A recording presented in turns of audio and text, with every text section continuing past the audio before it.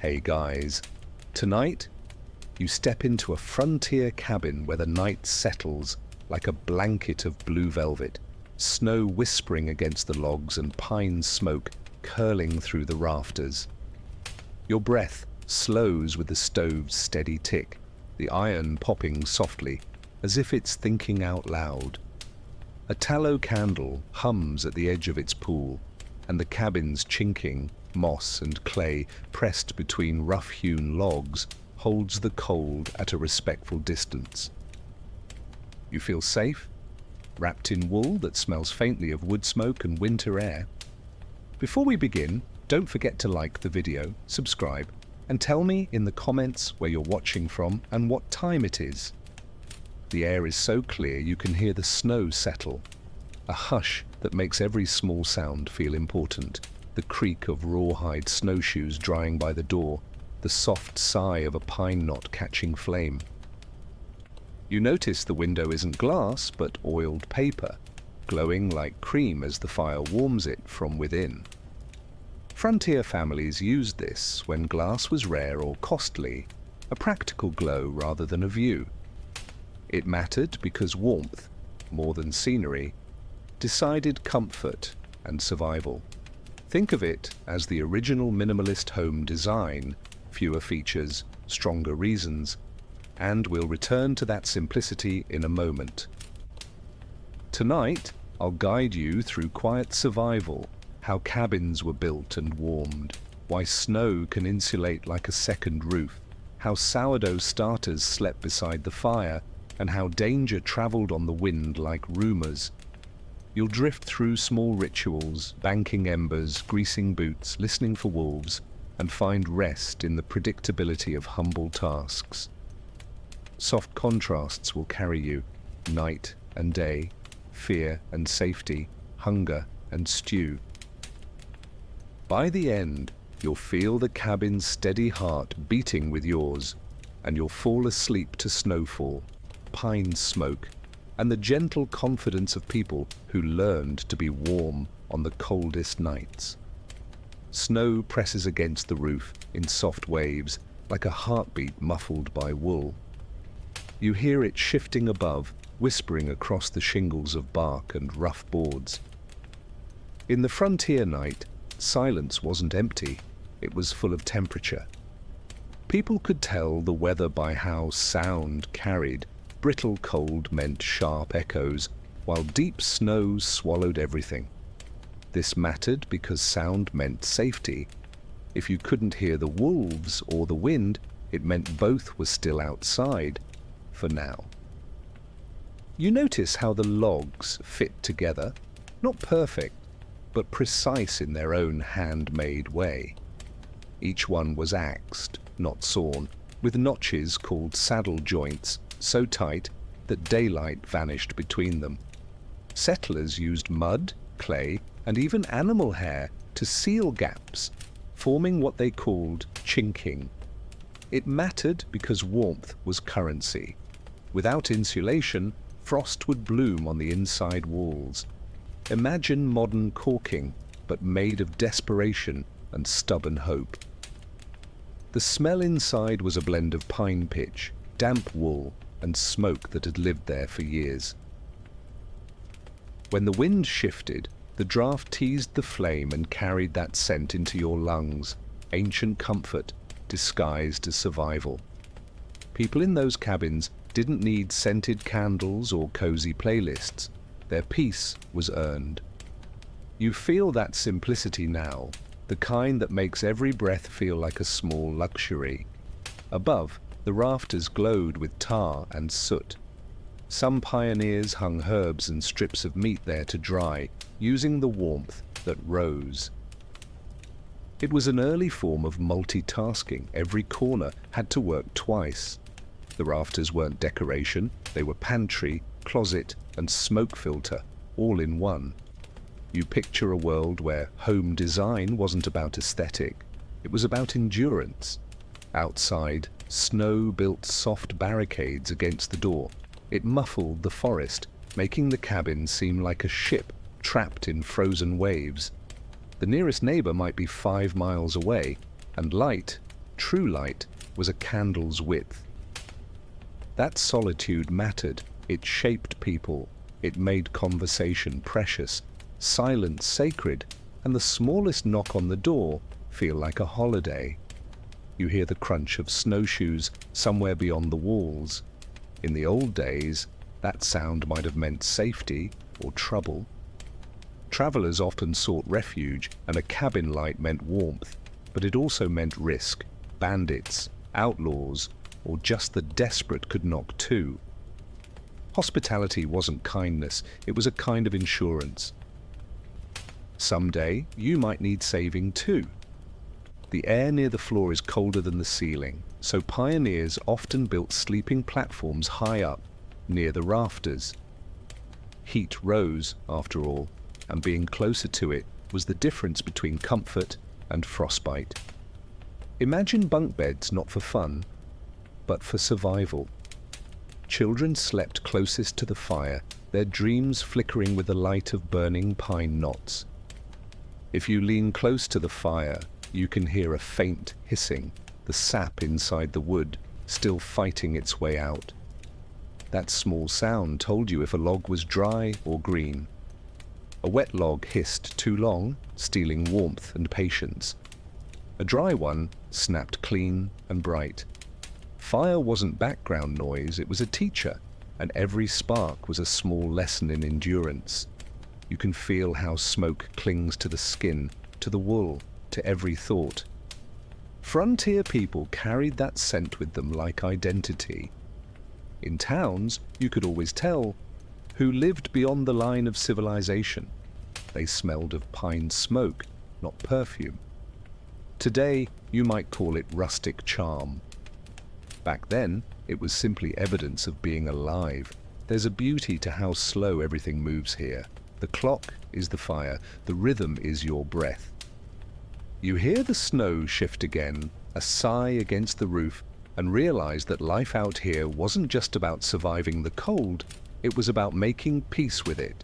Soon, you'll see how they did that, one ember at a time. You feel the weight of the axe handle, smooth and worn by calloused hands. In the wilderness, this tool was everything.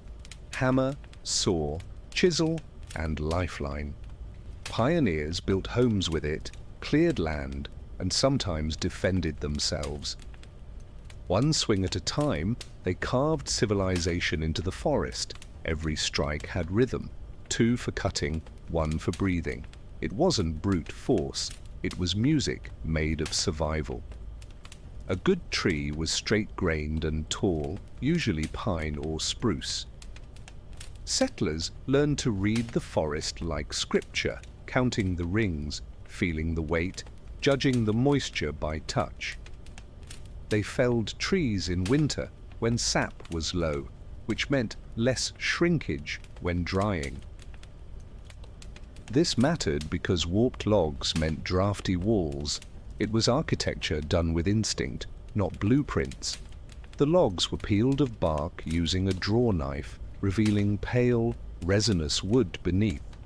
That scent, the mix of sap and frost, was the perfume of beginnings. Stripped logs dried faster and resisted insects better, which meant the cabin stood longer. Each one was notched by hand, fitted like puzzle pieces that no one had drawn. You imagine the sound: thunk, drag, breath. Repetition until the forest itself learned your name. The corners were key, the mark of a skilled builder. A tight notch meant a warm home, a sloppy one meant a long winter. Settlers often competed quietly, measuring pride in precision. You could tell a man's patience by how his corners held.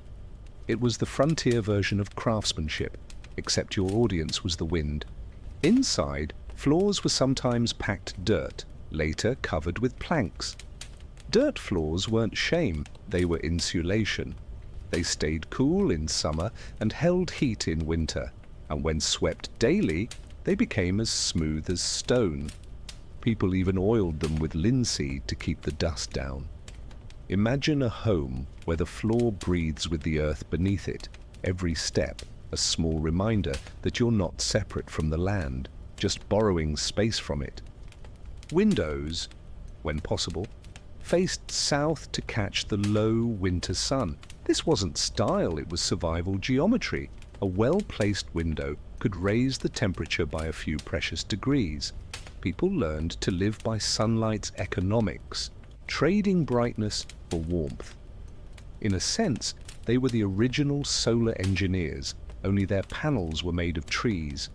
Roofing varied: bark, sod, or split shingles, depending on what the forest allowed. Sod roofs grew moss and sometimes flowers, which helped insulate but also invited insects. Still, when you lay under one during a rain, the sound was deep and muffled, like the earth singing softly to itself. That rhythm put many to sleep long before bedtime stories did. The hearth was the soul of the cabin, built from fieldstone and clay. It anchored everything: heat, light, and community. Even a small cabin had one corner devoted entirely to fire.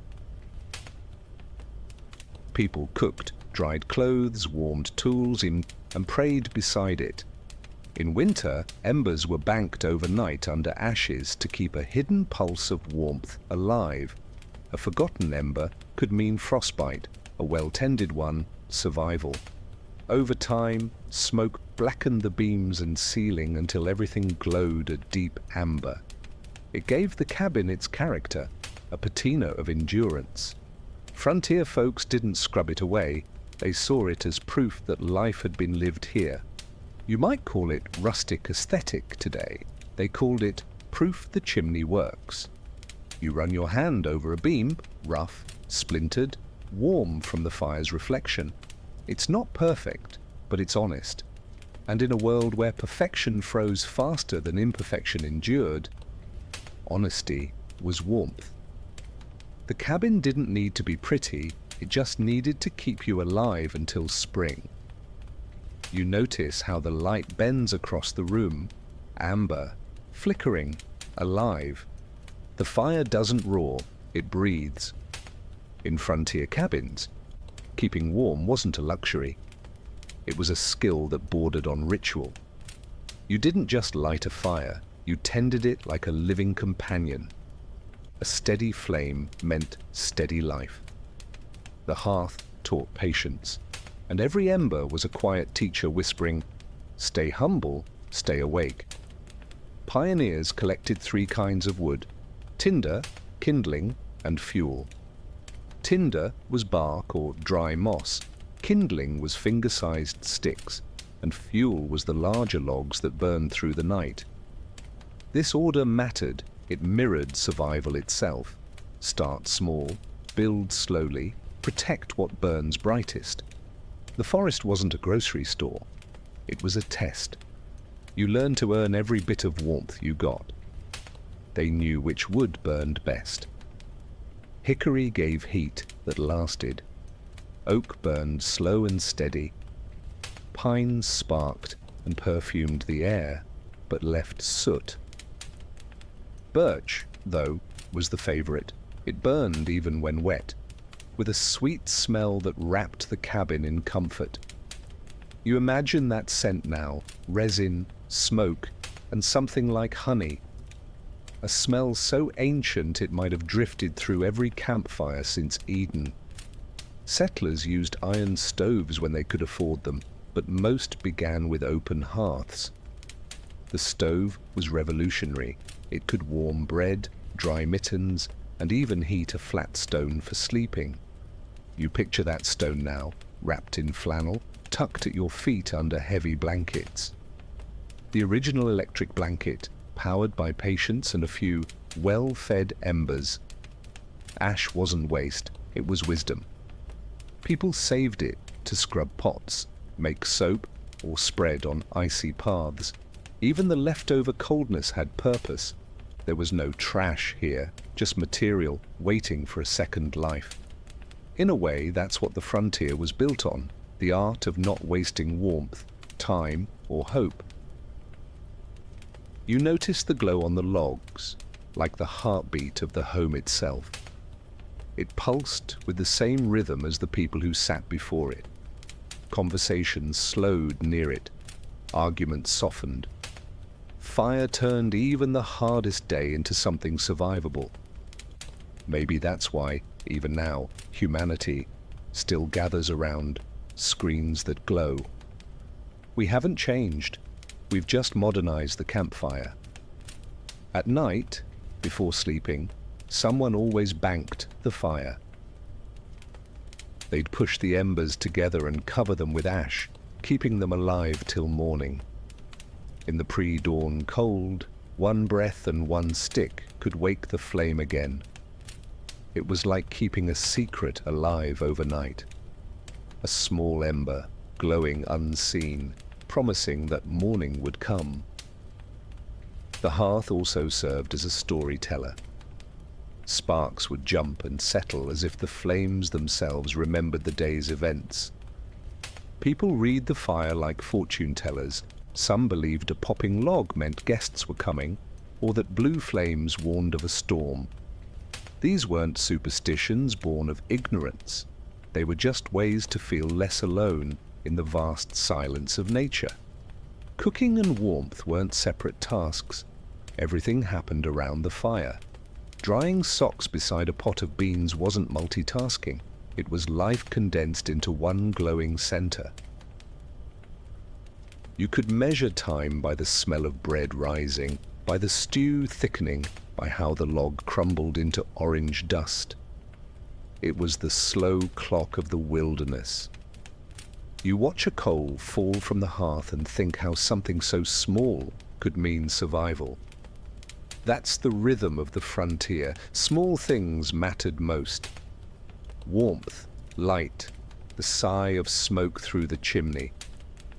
You realize the people who lived here didn't conquer the cold, they befriended it. And that friendship was built on respect, not firepower. The morning light slips through cracks in the cabin, pale and cold.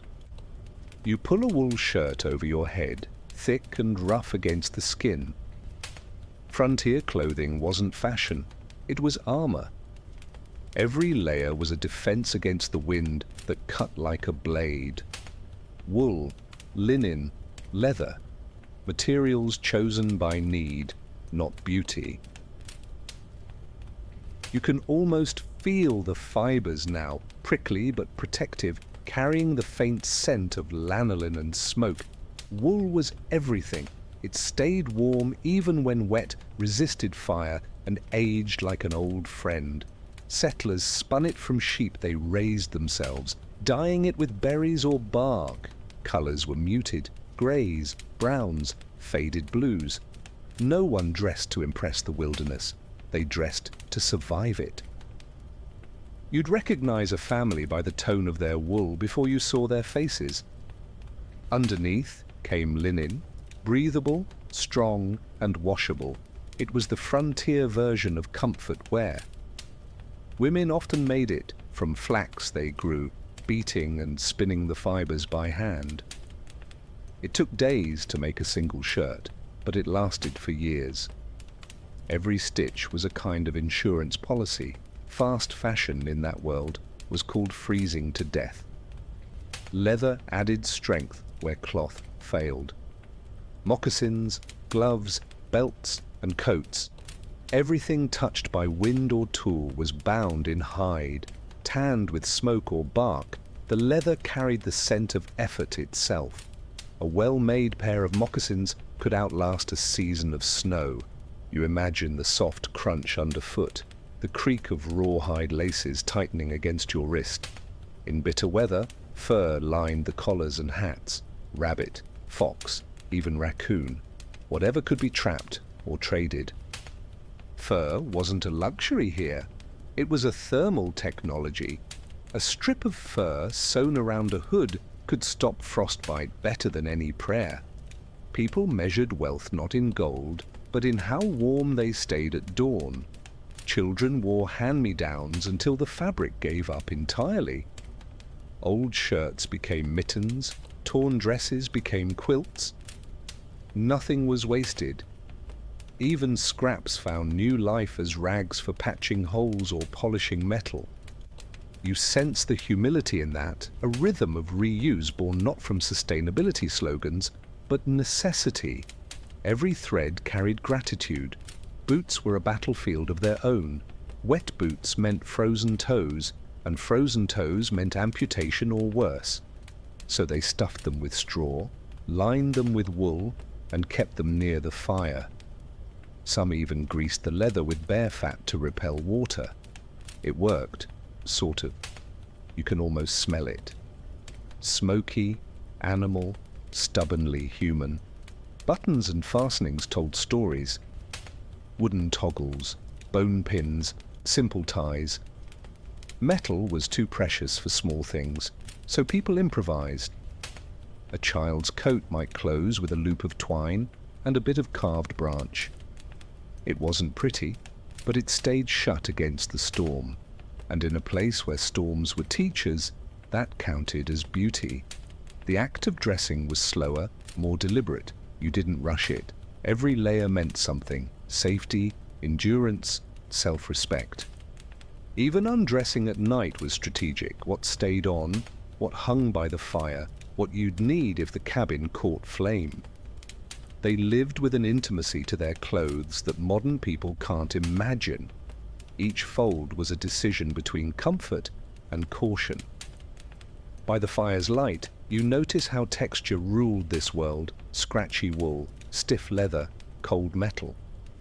But all those harsh sensations added up to warmth. Maybe that's the strange irony of survival. It doesn't always feel good, but it keeps you here to feel again tomorrow. You pull the blanket closer and realize you're wrapped in their same logic of warmth. You smell it first. Something simple: stew, thick with barley and onions, rolling gently in an iron pot over the coals. Frontier cooking wasn't glamorous. It was chemistry of hunger and hope. Everything revolved around what the land allowed. In winter, that meant dried beans, root vegetables, salted meat. A good stew was less about flavor and more about math. How to stretch a meal through another snowstorm. You can almost hear the spoon scrape the pot, signaling both satisfaction and thrift. Bread was a luxury, but sourdough was common. Starters were passed down like heirlooms, kept alive in crocks beside the hearth. Women fed them with flour and memory. Sometimes, if the house was too cold, they tucked the jar under their skirts to keep the yeast warm. The result: loaves dense enough to survive a week, or a fall from the table. Imagine baking as both science and survival instinct. Coffee was rare. Chicory or roasted grains stood in. Still, the ritual mattered. Morning meant boiling water, pouring slow, letting the scent claim the air. That smell, dark, bitter, earthy, was civilization in miniature. You didn't need sugar to make it comforting. You just needed the pause it gave. For a few minutes, life felt less like endurance and more like being alive. Frontier families used iron cookware so heavy it could double as a weapon if needed. The Dutch oven was prized above gold. It could bake, boil, fry, or roast, whatever hunger demanded. Its blackened lid, flecked with ash, looked like a veteran of countless winters. They cleaned it with sand and salt, not water, because rust was the true enemy. You see it glowing now, an heirloom against the dark. Preservation was a season-long obsession. Meat was smoked, salted, or hung in the rafters. Vegetables were pickled or buried in cellars. Even the air became a tool, cold, dry, honest. They didn't fight the environment. They collaborated with it. The ice outside was the first refrigerator. Snow wasn't the enemy, it was an ally with good manners. Children learned early to respect food. Dropping a biscuit was an event. Crumbs were swept back into the dough, soup scraped clean with crusts. Waste wasn't sin, it was stupidity. Every meal told the same story: work hard, eat slowly, be grateful. And gratitude, in that cabin, didn't need prayer books. It lived in the silence between spoons. The smell of pine smoke mixed with stew created a scent that no perfume has ever replicated. It carried sweetness from the wood, salt from the meat, earth from the potatoes, a smell of endurance made edible. You realize that the frontier didn't invent comfort food, it just proved comfort is something you earn.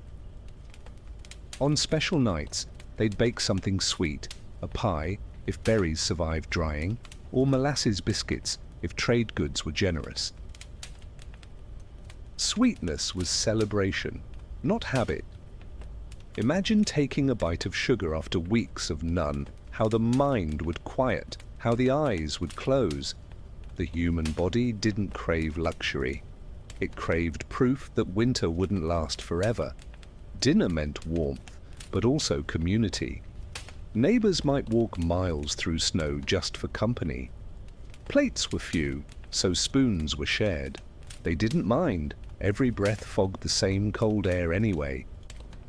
You sensed the laughter echoing against the log walls, muffled but sincere, like the sound of friendship under wool blankets. When the meal was done, the pot stayed near the fire, a promise for tomorrow's breakfast. Nothing was wasted, not even leftovers of warmth. You can almost feel it now, that content, heavy quiet after eating, the kind of silence that isn't empty, but full, the kind that tells you you've made it through one more night. Night comes early in a frontier winter. The horizon fades from silver to iron, and the cabin becomes its own universe.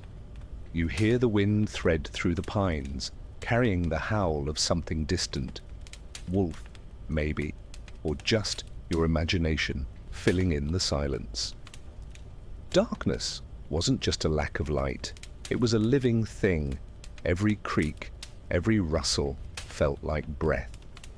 You can almost feel the tension in your shoulders, the mix of comfort and alertness that never fully sleeps. Families slept in shifts sometimes. One person tended the fire while others rested. The night watch wasn't dramatic, it was rhythm. Wood needed feeding, animals needed checking, and danger didn't announce itself politely. The dark could hide thieves or frostbite with equal efficiency. Staying awake meant keeping tomorrow alive. You think about that. The courage to stay conscious when everything in you begs for rest. Candles were precious. Made of tallow or beeswax, they were rationed carefully. A single flame could last a night if trimmed and guarded. Its glow cast long shadows on the log walls, turning knots into eyes and beams into ribs. The cabin seemed to breathe with you. The line between inside and outside blurred until you weren't sure which was safer, the forest or your own imagination. Outside, the snow glowed faintly under moonlight, blue and clean. Tracks froze in place, rabbits, foxes, men. Each one told a story. Each one ended somewhere you'd never go alone. Sometimes the snow spoke too. It groaned, cracked, or settled with a sigh like old bones shifting. The frontier was never silent. It simply whispered in a lower tone. People listened differently back then. Without machines, without hum, your ears became instruments.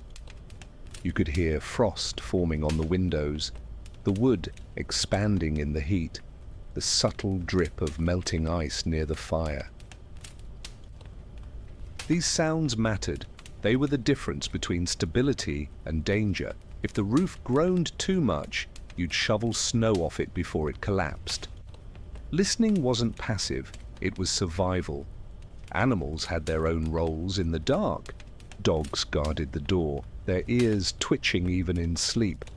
Chickens rustled in coops outside, sometimes quiet, sometimes panicked, nature's alarm system, and the wolves. They didn't howl every night, only when hunger pressed too close. That sound froze the marrow. But it also reminded settlers they weren't alone in the wilderness. There were other survivors out there too. The stars above the clearing were brutal in their beauty, cold, countless, unblinking. Pioneers navigated by them, prayed under them, and wondered if someone back east might be looking at the same constellation. The Milky Way stretched like frost across black glass. It wasn't poetic to them, it was practical. Stars told time, guided travel, and occasionally comforted the lonely. Sometimes, if a storm was near, the wind carried voices, echoes from miles away, distorted by the snow. Settlers called it the singing of the cold. You might hear what sounded like laughter, or weeping, or words you couldn't quite understand. Science would call it refraction. But to the people in the cabin, it was the wilderness reminding them who was truly in charge. When exhaustion finally came, the watcher lay down near the fire, boots still on, knife nearby. Dreams were shallow, interrupted by the crack of cooling wood or the soft cough of embers. It wasn't restful, but it was enough. They didn't expect luxury, they expected continuity. Sleep wasn't escape, it was truce. You close your eyes and hear it too. The slow breathing of a sleeping cabin, the wind dragging its fingers across the roof, the faint rhythm of the logs settling. It's not silence you feel now, but peace, the kind that doesn't need to speak to prove it's alive. And with that, the frontier night watches over you too. The first winter always came faster than anyone expected. Snow arrived before the roof was fully sealed, before the last log was settled. You can almost see it, the family rushing to fill cracks with moss, laughter hiding fear. Their breath clouded in the lamplight while the wind made its first inspection of the walls. That first winter wasn't just cold, it was a test of whether the dream of land could outlast the weather that guarded it. Inside, they learned quickly what mattered. Water froze in buckets. Bread hardened overnight. A wet boot could undo a man more efficiently than any enemy. They learned to hang clothes from rafters, to sleep in layers, to dry mittens by turning them inside out twice a day. It was domestic strategy at its finest. In a world of extremes, comfort wasn't luck, it was logistics. Children discovered that snow could both protect and threaten. A deep drift against the cabin kept heat in, but blocked doors. Sometimes they'd have to dig their way out each morning, tunneling like moles to see daylight. You imagine their laughter mixed with shivers, cheeks flushed red, fingers numb yet thrilled. The frontier was cruel, but never dull. The animals outside faced their own gamble. Chickens huddled in crates near the hearth, cows breathed clouds into the barn, horses stamped to keep blood moving, feed ran low, hay froze into blocks, and every grain became treasure. You realize that survival here wasn't individual, it was collective. The humans kept fires for themselves, but also for the creatures that made tomorrow possible. Inside, food turned repetitive. Beans, cornbread, salt pork, again and again until appetite became gratitude. The mind adjusted to monotony the same way the body adapted to cold. Eventually, even blandness became comfort. Predictability was proof that you were still alive. You sense how luxury starts where fear ends. Windows wept frost, patterns bloomed like white ferns on the oiled paper panes. Children traced them with fingers, pretending to see maps of unknown lands. Adults read those same patterns like omens. If frost climbed too high, fuel was running low. Nature left notes if you learned to read them. You think about that, how survival always begins with observation. At night, they'd sit by the fire and talk about spring like it was a rumor. Stories filled the space where warmth failed. Old tales from the East, or songs with missing verses, repeated until they became lullabies.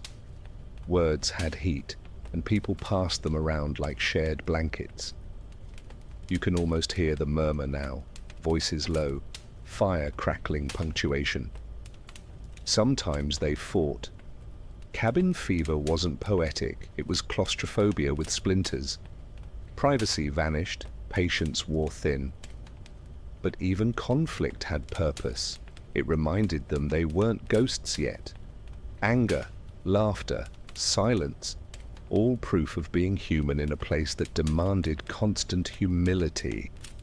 The wilderness didn't care who won an argument, it only respected those who endured together.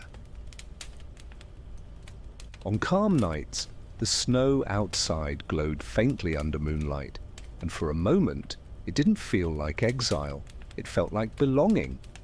The vast white emptiness reflected every flicker of the fire, and the cabin became a lighthouse in a frozen sea. You can almost feel the paradox, isolation so complete it turns into peace. By February, the worst was over.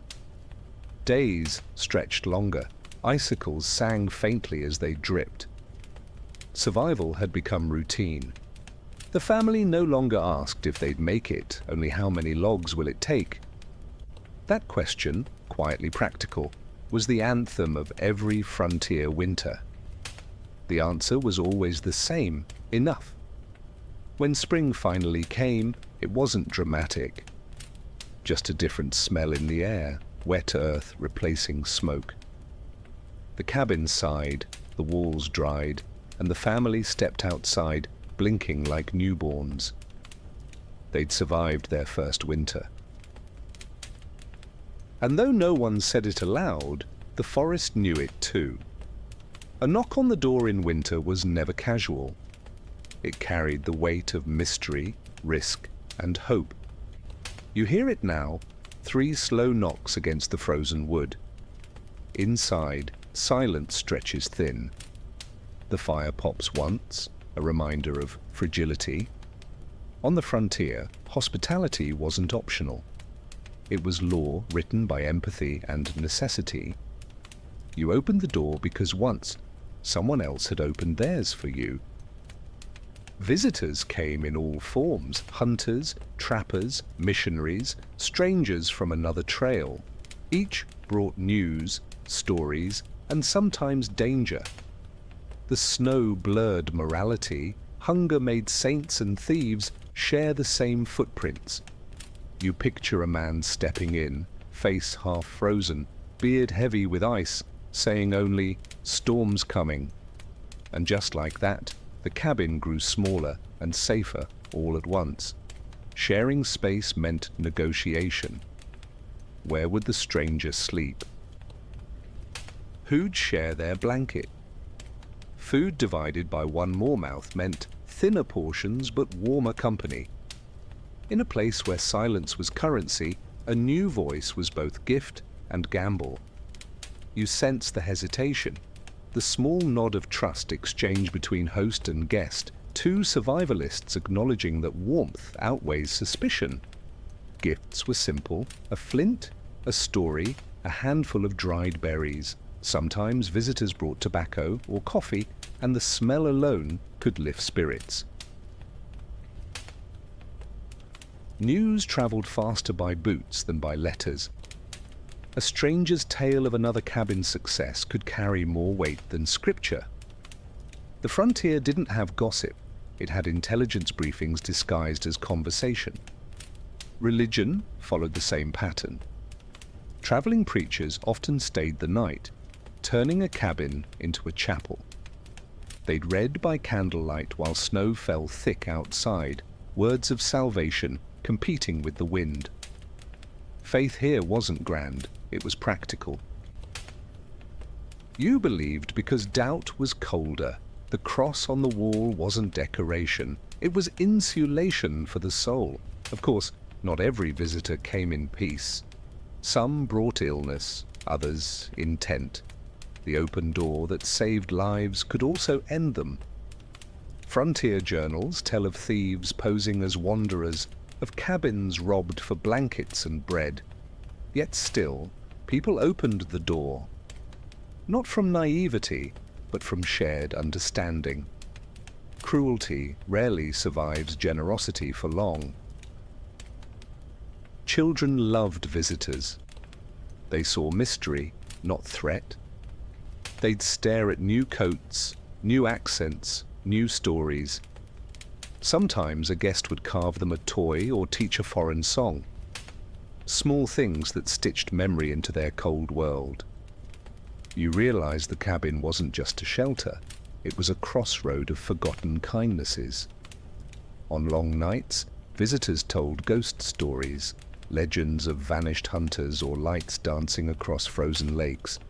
These tales weren't to frighten, but to remind. The wilderness was vast, unknowable, and sacred. Fear was just another way of respecting it. You can almost hear the laughter that follows, soft and nervous, as someone adds another log to keep the dark at bay. When the storm passed, the guest would leave before dawn. No goodbyes, no handshakes, just footprints leading into white silence. The door closed gently, not out of dismissal, but reverence. In a place so empty, even absence felt holy. The hosts watched the tracks fade, wondering if the stranger would survive to knock again somewhere else. By morning, the cabin returned to its rhythm, the hiss of fire, the creak of settling wood, the steady pulse of life. Yet something lingered in the air, a reminder that every life out here touched another, even if only for a night. The frontier didn't have neighbors, it had witnesses. You feel the air shift, thicker, heavier. In the frontier cabin, sickness didn't announce itself with sirens, it whispered, a cough that lingered too long, a fever that wouldn't break, a color fading from the cheeks. Illness wasn't rare, it was constant. The wilderness punished the unprepared, but it also taught a strange intimacy. Families knew each other's breathing patterns, the rhythm of rest, the meaning of silence. You could tell someone was unwell by how the room itself began to hold its breath. Doctors were rare, often days away. So healing became domestic. Mothers, grandmothers, and even children learned the language of herbs. Yarrow for fever, willow bark for pain, pine resin for wounds. The forest was their pharmacy, its shelves wide as the horizon. You imagine the smell of boiling spruce needles, sharp and clean, filling the cabin like hope disguised as steam. Whiskey served as both medicine and myth. A few drops on a wound, a few more down the throat, equal parts antiseptic and courage. People believed it chased away infection and fear alike. When spirits ran out, they turned to honey or vinegar, both prized for their stubborn usefulness. You realize survival wasn't scientific, it was experimental empathy between human and nature. Illness spread fast in tight quarters. A single cough at night could unravel weeks of work. Families adapted by routine, boiling rags, airing bedding, burning herbs to cleanse the air. It didn't always work, but it gave comfort, and comfort was half the cure. You sense that modern medicine has forgotten that, the healing power of belief itself. Death, when it came, was quiet. No hospitals, no beeping machines, just the low murmur of prayer and the hiss of the fire, refusing to die out. Funerals happened in frozen ground, graves dug shallow because frost was stronger than grief.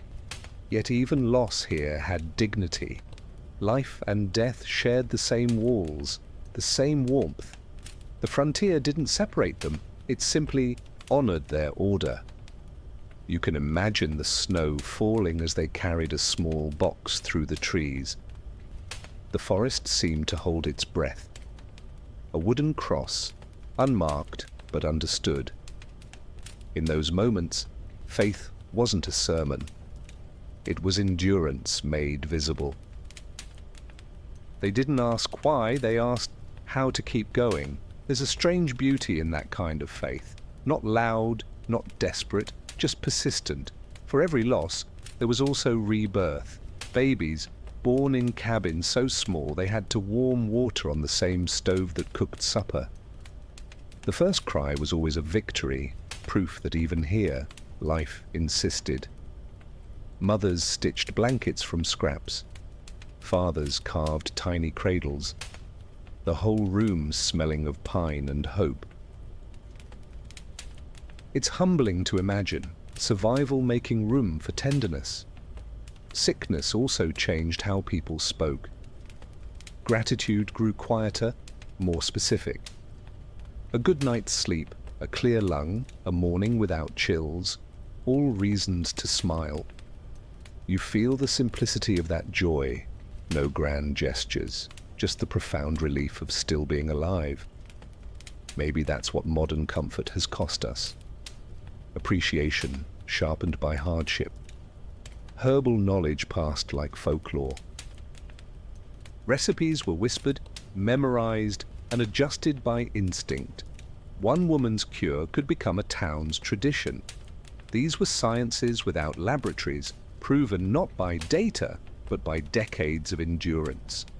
You realize healing has always been storytelling, a faith that tomorrow's version of pain will be easier to name. In spring, illness retreated with the thaw. People opened doors, aired bedding, washed walls, and burned sage or cedar as if to reset the soul of the cabin.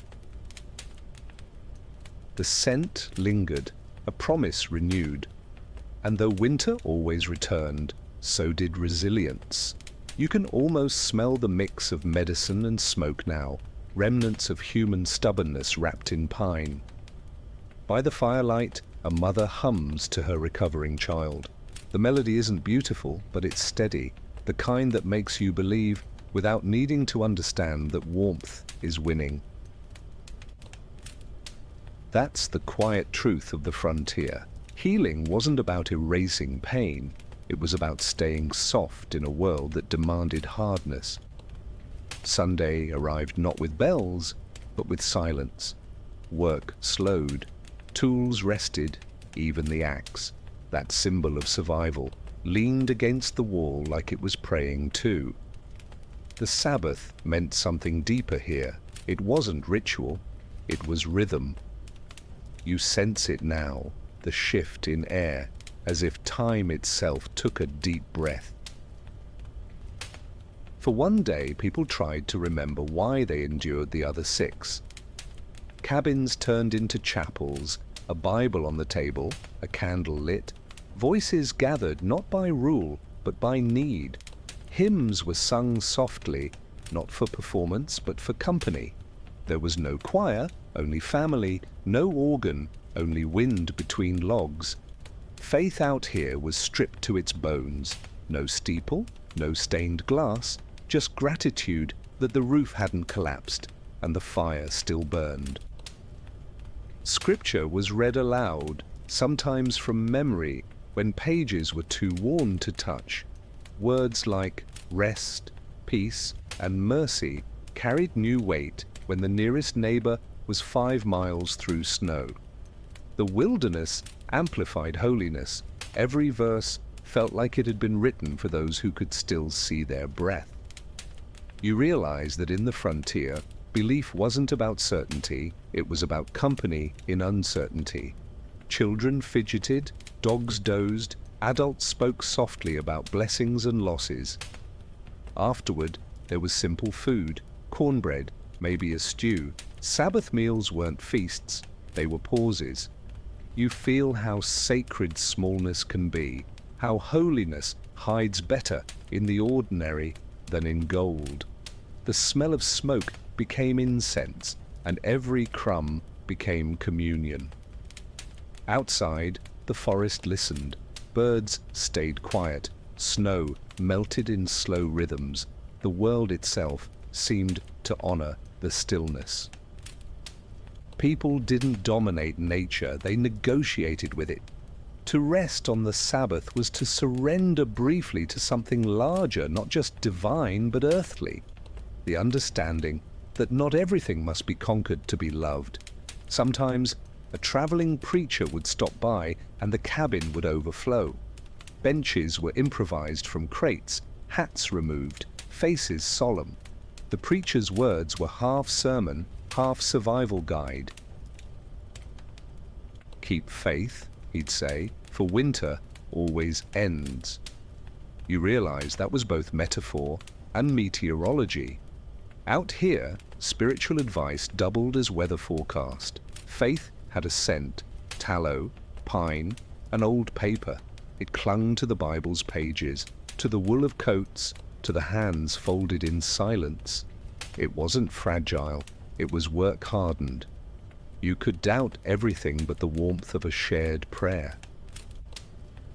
Maybe that's why even skeptics hummed along when the hymn began, just in case it helped. The Sabbath also meant introspection. People repaired what wasn't wood, relationships, promises, tempers. The frontier was unforgiving, but forgiveness itself became a tool. Anger couldn't linger long in a space so small. It took up too much oxygen. You sense how peace wasn't optional here. It was structural integrity for the soul. When evening came, candles burned lower, shadows softened. The family sat in silence, listening to the wind find new words. Rest wasn't idleness, it was gratitude made visible. The fire's glow painted halos on every face, ordinary and divine. You can almost feel that serenity now, the kind that doesn't need explanation, only acknowledgement. And then the Sabbath ended. Tomorrow meant work again, axes, chores, an endless cold. But something invisible lingered, like the last note of a song carried into sleep. The frontier had few luxuries, but one of them was this: the ability to find holiness without leaving home. The night stretches wide, a black ocean pressing against the cabin walls. Outside, snow absorbs every echo until only one sound remains, the distant howl of wolves. You hear it now, long and low, rising like steam through the cold. It doesn't mean terror, it means company. To frontier families, wolves were reminders that life still moved out there, even when everything else froze still. People feared them, yes, but also admired their logic. Wolves hunted together, shared food, protected their young. There was something honest about that. The settlers, alone in their wooden box, saw themselves reflected in those glowing eyes beyond the tree line. You can almost feel it, the uneasy respect between predator and survivor, each keeping the other sharp. They built fences when they could, though fences were more for comfort than defense. Wolves were clever. They tested every weak spot, every latch. Some nights, families banged pots or fired warning shots into the dark, hoping noise alone could redraw the border between wild and human. You realize fear wasn't cowardice here, it was awareness given a voice. Children were taught to stay close after sunset. The line between play and peril was only as wide as the light from the cabin door. A step too far and the forest swallowed you whole. That small radius of safety glowed like faith itself. Fragile, flickering, but enough. In a world ruled by teeth and hunger, The fire's edge became sacred geometry. Sometimes, the wolves came close enough to see their breath drifting in the moonlight. They circled, quiet, patient. A chicken coop might vanish overnight, a sled dog disappear without struggle, yet settlers rarely hunted them for revenge. Ammunition was too precious, and cruelty too expensive. The frontier taught efficiency, not dominance. Even fear had to earn its keep. On rare nights, the howling stopped completely. That silence was worse. It meant movement, wolves on the hunt, unseen, their music replaced by intent. The cabin's fire suddenly seemed too loud, too bright. People whispered instead of speaking, as though sound could invite fate. You can almost feel that quiet, the heavy kind, where even breathing feels intrusive. Folklore filled the gaps science couldn't. Some said wolves carried the souls of lost travelers. Others believed their eyes saw through lies. One tale told of a man saved by a wolf who led him home through a blizzard. Another swore wolves sang to the moon, not from hunger, but loneliness. Out here, mythology was just realism wearing poetry. Trappers respected wolves more than they feared them. They studied their trails, their pack dynamics, their uncanny teamwork. They waste nothing, one journal read. Not meat, not motion. Humans learned from that how to move efficiently, to think in circles, to rely on each other. Nature wasn't a teacher by choice, but by consequence. Children sometimes imitated the howls for fun, echoing them across the clearing. Parents laughed nervously, half proud, half anxious. The call would travel through trees, bounce off frozen bark, and sometimes return, answered. You can almost see their eyes widen as that deep, mournful reply drifted back. It wasn't danger they heard. It was proof that something alive was listening. In spring, the wolves moved north with the thaw, their tracks fading into mud. Life resumed its rhythm, chopping wood, hauling water, breathing easy. But every winter, when the wind turned sharp and the moon rose white, the song returned. Familiar, ancient, necessary. The wolves reminded everyone, safety is a pause, not a promise. By the fire, you listen too. Their voices echo through centuries, a lullaby of hunger and endurance. It's haunting, yes, but strangely soothing. Because even at the edge of civilization, surrounded by cold, something out there still sings. And somehow, that means you're not alone. On the small table by the window lies a folded envelope, creased, yellowed, faintly scented with wax and pine. You touch it carefully, the paper feels brittle, like the past itself. Letters were rare treasures on the frontier. They arrived weeks or months late, carried by strangers or traders who remembered faces better than names. You imagine that moment. The knock on the door. The frozen fingers passing hope across the threshold.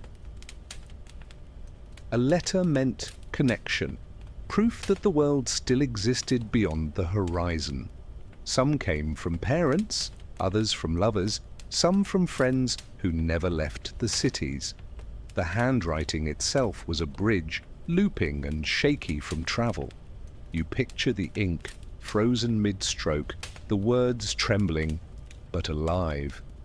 We miss you. We're proud. Be strong. Messages so simple, they carried entire winters.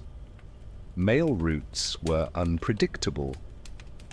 A blizzard could erase months of correspondence. A river could drown it all. Sometimes, letters arrived torn or half illegible, the ink bleeding like memories trying to stay relevant. People didn't complain, they just read what survived. A single word could be enough. Home. You realize connection doesn't require clarity, only presence. Reading was ceremony. The fire would be fed, chairs drawn close, everyone leaning in as one voice read aloud. Children stared wide-eyed, adults pretended not to. Laughter came easily, tears followed silently. Words turned to warmth in the air, invisible but undeniable. You can almost hear the creak of the table, the soft rustle of paper, the steady heartbeat of belonging. Afterward, the letter would be refolded, tied with string, and kept in a box near the hearth. Some boxes held dozens, others just one. They were proof of being remembered. When days grew dark or storms trapped them inside, those letters were reread until the paper softened like cloth. Love doesn't fade out here, it just becomes more tangible. Not all letters brought joy. News of death traveled slower than grief itself. By the time word arrived, the living had already built routines to fill the absence. Yet even sorrow, once written, felt bearable. Reading it made loss official, manageable, shared. There's tenderness in that acceptance, the quiet understanding that not everything can be saved, but everything can be acknowledged. Paper was scarce, so replies were thoughtful. No wasted words. A single sheet might hold a season's worth of life. Weather, crops, illness, survival. Ink froze easily, so they warmed it by candlelight. Every stroke mattered. Each word was chosen like a brick in a wall, meant to keep loneliness out. You feel the discipline of care stitched between the lines. Sometimes, letters carried small gifts, pressed flowers, locks of hair, scraps of fabric scented with home. People held them to their faces, breathing deeply, as if inhaling the world they'd left behind. You can imagine the smell of lavender, ink, and distance. Tiny proofs that affection could travel without fading. Traders often read the same letters to multiple families, passing news down the trail. Words changed slightly each time, like stories evolving in the retelling. The frontier was connected not by roads, but by memory's rumor. Communication wasn't instant, it was alive, fragile, and deeply human.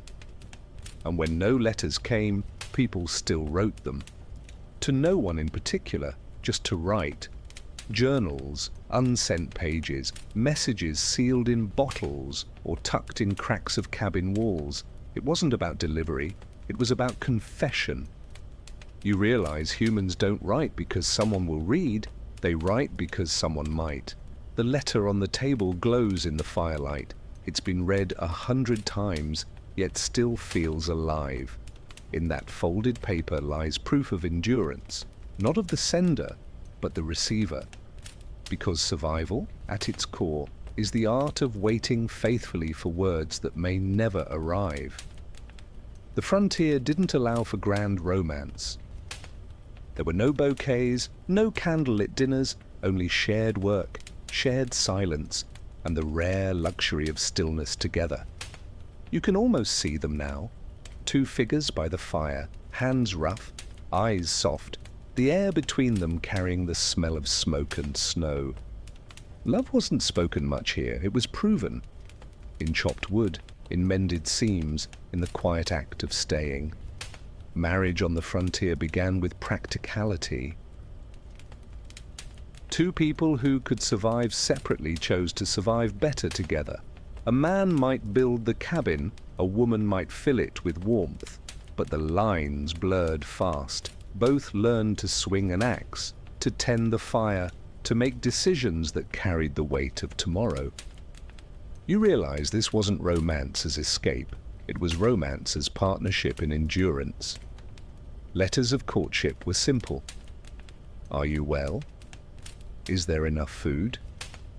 I'll see you in spring. And yet those plain sentences carried more devotion than sonnets. Distance and scarcity made affection deliberate. Even a shared look at supper was charged with meaning. You can feel it now, the quiet electricity of two souls who've chosen the same hardship, and therefore the same peace. Winter brought intimacy by necessity. The smallness of the cabin made privacy rare, affection constant. A brush of hands at the hearth, a laugh muffled under blankets, a story told just to fill the air. There was no need for grand gestures. Survival itself was the shared project. When one stirred the fire at night, it warmed them both. Arguments happened, of course. Cabin walls amplified every word, and fatigue made tempers brittle. But apologies came faster out here. Pride was expensive when teamwork was essential. You sense that modern relationships could learn something from that. How humility isn't weakness, but insulation. A soft tone kept more cold out than another log ever could. Love here aged beautifully. Years of shared winters carved patience into faces, tenderness into gestures. A husband's silence wasn't distance, it was thought. A wife's sigh wasn't complaint, it was prayer. They didn't need to perform affection, they embodied it. Every wrinkle was a timeline of seasons survived together. When a child was born, love multiplied rather than divided. The cabin grew smaller but somehow felt infinite. The baby's cry blended with the wind outside, one fragile sound defying all the wilderness could summon. Parents took turns sleeping lightly, hearts sinking with the rhythm of a tiny chest rising and falling. You realize, nothing has ever made the world gentler than the sound of a newborn breathing beside a fire. Even loss deepened love. When illness took one, the other carried on, not from duty, but devotion stretched beyond presence. Graves stood near cabins, never far. That closeness wasn't morbid, it was comforting. To love on the frontier meant never pretending permanence. The living kept conversation with memory, and the silence answered kindly. At night, couples lay side by side, wrapped in heavy blankets that smelled of wool and smoke. Outside, the snow pressed close, like the world itself trying to listen. Words weren't needed, warmth said enough. You feel that kind of love, the kind that doesn't sparkle, but glows.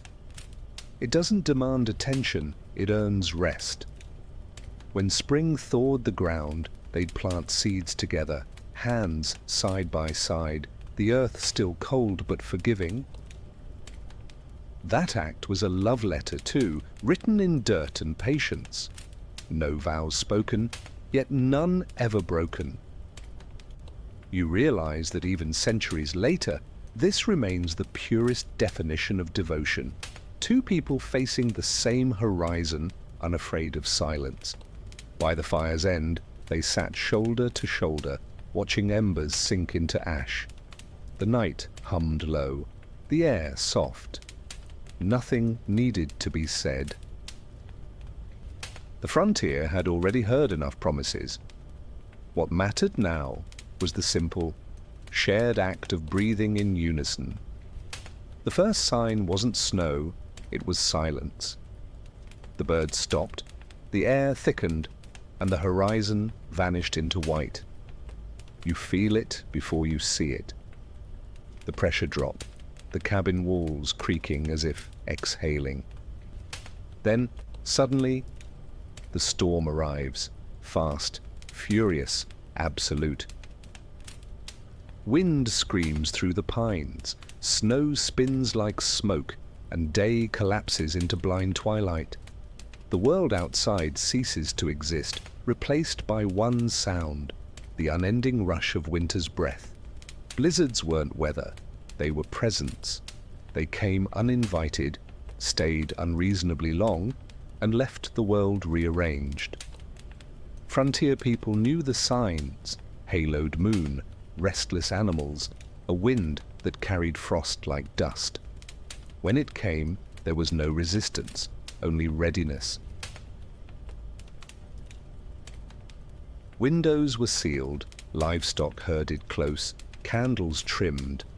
You didn't fight a storm, you hosted it, politely, until it decided to leave. Inside, the sound was constant, a low roar that turned hours into haze. Snow rattled against the shutters like impatient fingers. Sometimes it found its way through cracks, forming tiny white dunes on the floor. People swept them aside, laughed softly, and returned to their knitting, their reading, their quiet waiting. You sense how surrender became its own form of mastery. Fires burned around the clock, fed by the hour. Someone always stayed awake to watch the chimney, to listen for the tone of the wind changing. That tone was language. Sharp meant danger, soft meant grace. Frontier life trained ears like instruments. They could tell the storm's mood, like learning to read a god's whisper through wood. Children turned fear into play. They built forts from blankets, pretending the roaring wind outside was a dragon to be outlasted. Parents smiled faintly, remembering their own childhood blizzards. It was a shared tradition, finding imagination where comfort failed. You realize how human beings have always used stories to build warmth when wood ran low. When food dwindled, they rationed without complaint. Soup stretched thinner, bread sliced smaller, yet somehow satisfaction remained full. Survival wasn't scarcity, it was balance. And when someone finally said, "We'll be fine," it wasn't optimism, it was leadership. Faith out here sounded like understatement. Nights during a blizzard were timeless. The snow reflected every flicker of light, turning darkness into soft radiance. Shadows vanished. Even fear had no corners left to hide in. You can almost feel it, the strange calm that follows surrender. Outside, chaos; inside, stillness. Humanity nested inside nature's throat and somehow found room to breathe. Occasionally, the roof groaned under the weight. Men climbed out through loft windows to shovel snow from above, lanterns swinging in wind so strong it bent breath backward. That act, dangerous and absurd, defined courage, not loud, not heroic, just necessary. The kind that doesn't wait for applause, only daylight. When morning came, silence returned. The storm had passed, leaving drifts tall as door frames and icicles long as swords. The world looked newborn, erased and rewritten in white. Trees bowed under crystal armor, and the air smelled of nothing at all. Pure, blank, possible. You realize every blizzard, no matter how cruel, ends as a kind of baptism. Digging out took hours.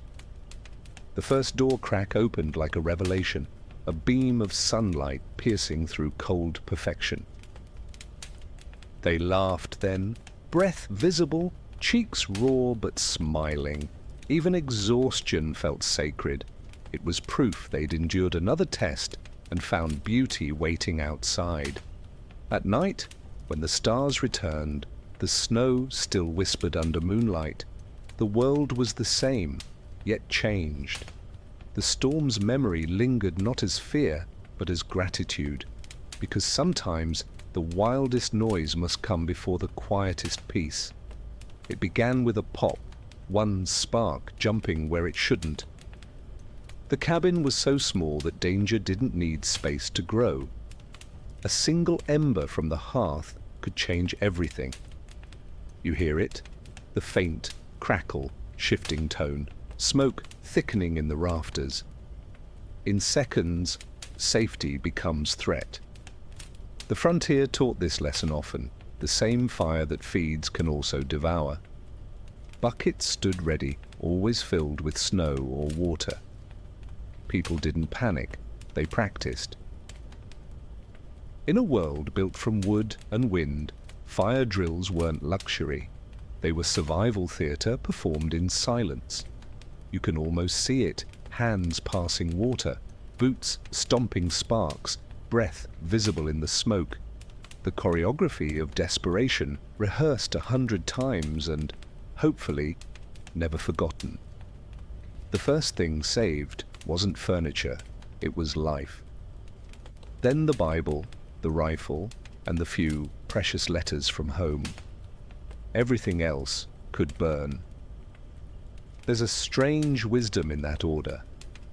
In firelight, priorities sharpen. You realize how much weight your modern comforts carry and how light survival can actually be when forced to choose. Neighbors came running when they saw the glow, dark shapes moving through snow. Buckets formed a line from creek to cabin, water freezing on faces, hands blistering from heat and ice. No one shouted. They didn't need to. The rhythm itself was language. In those moments, humanity rediscovered its simplest definition: collective endurance. Sometimes the fire won, cabins collapsed in on themselves, timbers groaning like old voices saying goodbye. When the smoke cleared, what remained was blackened silence, and the survivors sat in snow, steam rising from tears they wouldn't admit. Yet even then, rebuilding began before grief had time to finish. You couldn't mourn too long when cold waited its turn. The frontier had no insurance, no donations, no pity to spare. Help came as hands, not sympathy. Neighbors gave spare blankets, shared bread, lent tools. Within days, walls rose again, slightly crooked but full of resolve. You can feel it, the stubborn rhythm of survival that refuses pause. Out here, mercy looked like muscle. For children, the memory of flames stayed forever. Many grew up fearing candles, jumping at sparks. But some grew fascinated, learning to tame what once terrified them. Those became blacksmiths, tinkerers, engineers, the kind of people who learn from ruin how to build safely. Tragedy, in the wilderness, was always education in disguise. Fire also purified. It forced families to let go of what they never truly needed. When they rebuilt, cabins grew simpler, smarter. Stone replaced wood near the hearth. Buckets hung closer to reach. Mistakes turned to architecture. Every new wall held memory layered beneath it, a quiet monument to humility. Afterward, the smell of smoke lingered, not frightening anymore, but sacred, a reminder that warmth is earned twice, first by flame, then by forgiveness. You imagine that scent now, faint but permanent, stitched into every beam like wisdom burned into wood grain. At night, survivors would stare at the new fire, smaller, gentler, watched with respect. They didn't trust it, but they needed it.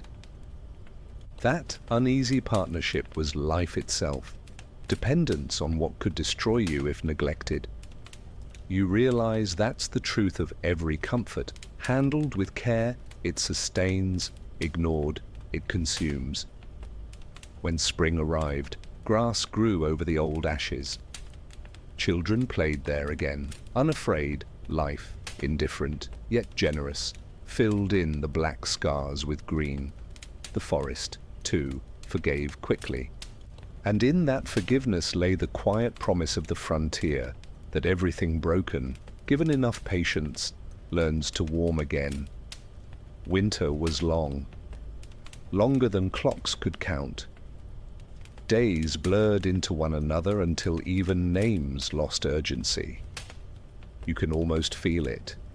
The strange stillness between heartbeats, the echo of your own breathing inside a wooden shell. Isolation wasn't punishment, it was condition. People learned to live within their own thoughts as carefully as they kept their fires. At first, solitude felt peaceful. No crowds, no noise, only wind and snow, but too much quiet changes things. Time bends. Small sounds grow enormous. The tick of cooling wood becomes conversation. A single bird outside feels like revelation. You sense how the frontier tested not just muscle, but the mind's ability to remain gentle in absence. To fight loneliness, people made rituals. Polishing tools, sweeping floors, talking to the fire. It sounds strange now, but repetition was medicine. Predictability soothed panic. You might laugh at the idea of greeting your own reflection in the window, but out here, that was sanity. Proof that someone, anyone, was still there, even if it was only you. Journals filled the silence. Men wrote weather logs. Women wrote letters never sent. Words gave structure to shapeless time. Snowed again, one entry might read. Chopped wood, ate beans, dreamed of rain. Mundane, but vital. Language was their bridge to reason.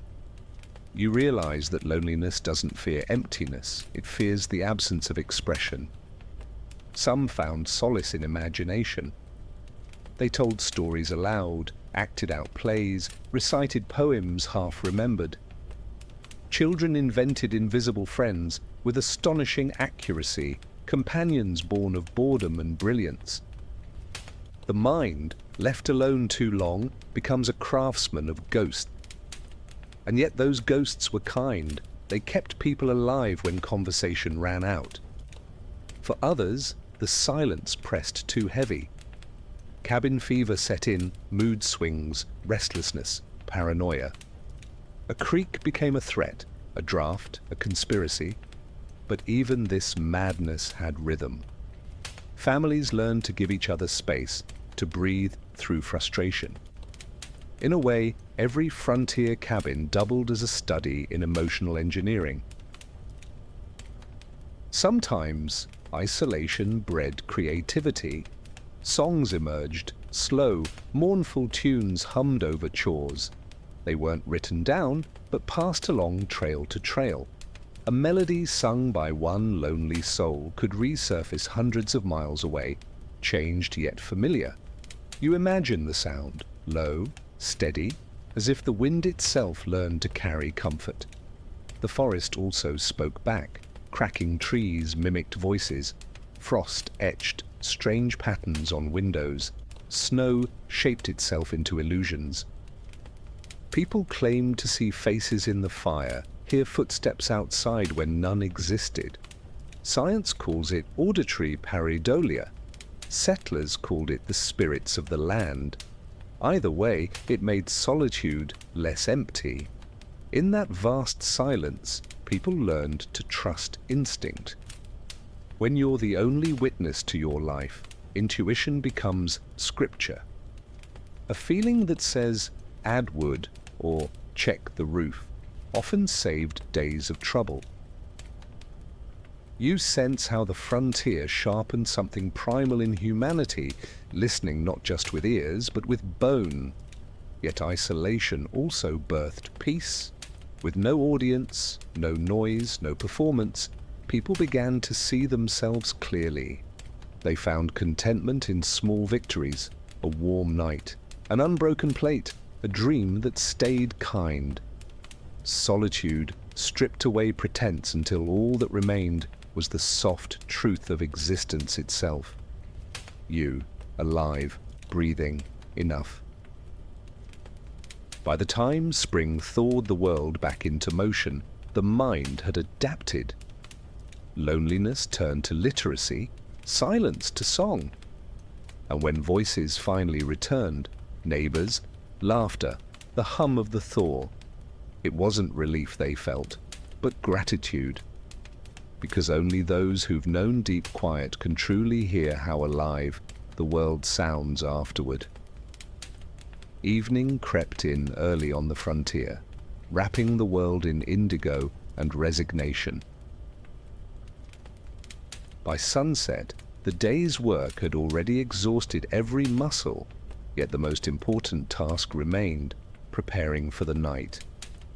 You can almost feel the rhythm of it, hands moving automatically, each motion small but sacred.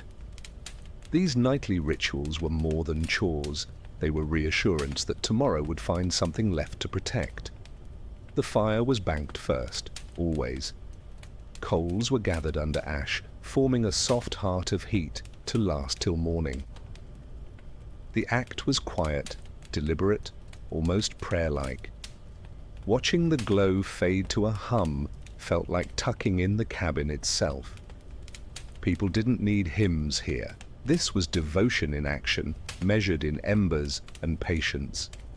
Next came the doors and windows, checked for drafts, cracks, intrusions. The cold was relentless, but predictability made it almost courteous. It never lied. It always came back. You can picture it. A hand sliding along the seams of the doorframe, listening for invisible wind. Protection wasn't about fear, it was about rhythm. The same motions, every night, until safety became muscle memory. Then came the tending of animals. Even in the worst weather, someone walked to the barn lantern in hand, breath steaming in the dark. Chickens rustled, cows exhaled warm fog, horses turned their heads toward the light. Care extended beyond humanity. It was mutual insurance between species. You fed them, they carried your life through winter. That kind of loyalty didn't need words. Inside, clothes were hung to dry, boots turned upside down, tools laid neatly by the door. Order wasn't vanity, it was preparation. Tomorrow's chaos always began tonight, and tidy habits were how people negotiated peace with the unpredictable. You can almost smell it, leather, iron, and smoke mingling like a frontier perfume. Before bed, they ate again, something small, often bread or broth, not out of hunger, but ritual. A warm stomach meant deeper sleep, fewer shivers. Some families prayed, others simply sat in silence. There was no need for elaborate blessings. Gratitude was already written into every gesture. The whisper of spoons, the sigh of the wind, both counted as amen. Children were tucked in under quilts heavy as armor, their faces half hidden beneath patchwork made from old shirts and dresses. Each square had a story, a memory stitched in place. Parents sang softly, not lullabies exactly, but work songs slowed to a hum. The repetition lulled everyone, even the adults, into a shared half-dream of safety. When all went still, one person stayed awake just a little longer, listening. The crackle of cooling wood, the deep sigh of the roof, the faint whisper of the world outside, it was a kind of communion. Out here, silence wasn't absence, it was confirmation that everything was working. You can feel that kind of peace, the one earned, not granted. Sometimes, just before sleep, someone would step outside.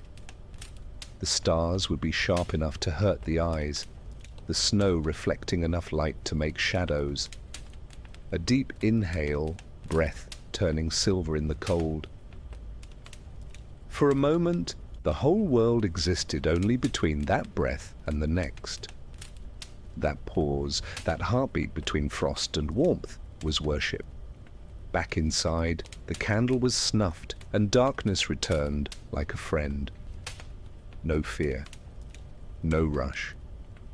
Just the deep satisfaction of another day accounted for. The cabin exhaled with its inhabitants, both breathing slow, steady, alive. In that harmony of warmth and wood, survival transformed into serenity. And so, sleep came not as escape, but as ceremony. The night folded over them, soft and final, whispering the oldest prayer of all, "Rest now, you've done enough." Dreams on the frontier weren't idle fancies, they were essential architecture for the soul. You can almost feel it after days of repetition, of chopping, mending, enduring. The mind retreated to its own wilderness.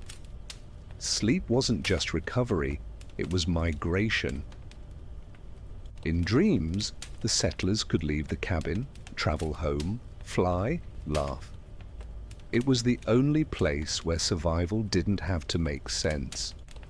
People spoke of dreams the way others spoke of weather. "I dreamed of rain," someone would say. "Maybe it's coming." Dreams were both forecast and folklore, maps of what the heart refused to forget. Sometimes they featured warm kitchens and familiar faces. Sometimes they warned of sickness or loss. Out here, superstition and psychology were indistinguishable. They both offered comfort. Children's dreams were wilder. They chased foxes through snow that turned to sugar, sailed frozen rivers, spoke with the fire as if it were a friend. Adults envied them quietly. To dream without fear was the rarest form of wealth. You sensed that even then, humanity knew imagination was a kind of fuel, renewable, invisible, vital. Some kept dream journals beside the bed, recording the fragments before they vanished. A red bird landed on my hand. Mother smiled from the doorway. The snow sang. Simple sentences that meant everything. Those records became talismans against despair, proof that the mind could still find beauty while the body fought cold. Faith and dreams overlapped often. People saw angels in candlelight, dead loved ones in storms, divine warnings in restless nights. They didn't question it. They accepted it as part of the same universe that made trees and thunder. Spirituality here wasn't doctrine, it was dialogue. You talked to what you couldn't control, and sometimes it answered kindly. When nightmares came, and they did, they were met with ritual too. A candle relit, a prayer murmured, a sip of warm milk. People understood fear wasn't an enemy. It was another kind of guest. You welcomed it, soothed it, and sent it back into the dark with grace. That gentleness, and you realize, might be humanity's oldest survival skill. Dreams also preserved memory. Forgotten voices, vanished landscapes, the laughter of those long gone, all returned at night. In sleep, the mind refused extinction. It rebuilt what time had taken, repainting the world in softer hues. You can almost hear it, the rustle of sheets, the sigh of release, the slow drift into something kinder than waking. For the lonely, dreams were correspondence. They saw loved ones across impossible distances, held conversations the body couldn't. Many woke with tears, half joy, half ache. But even sorrow had sweetness. It meant the connection still existed somewhere. Dreams reminded them that absence wasn't the same as loss. It was simply distance measured differently.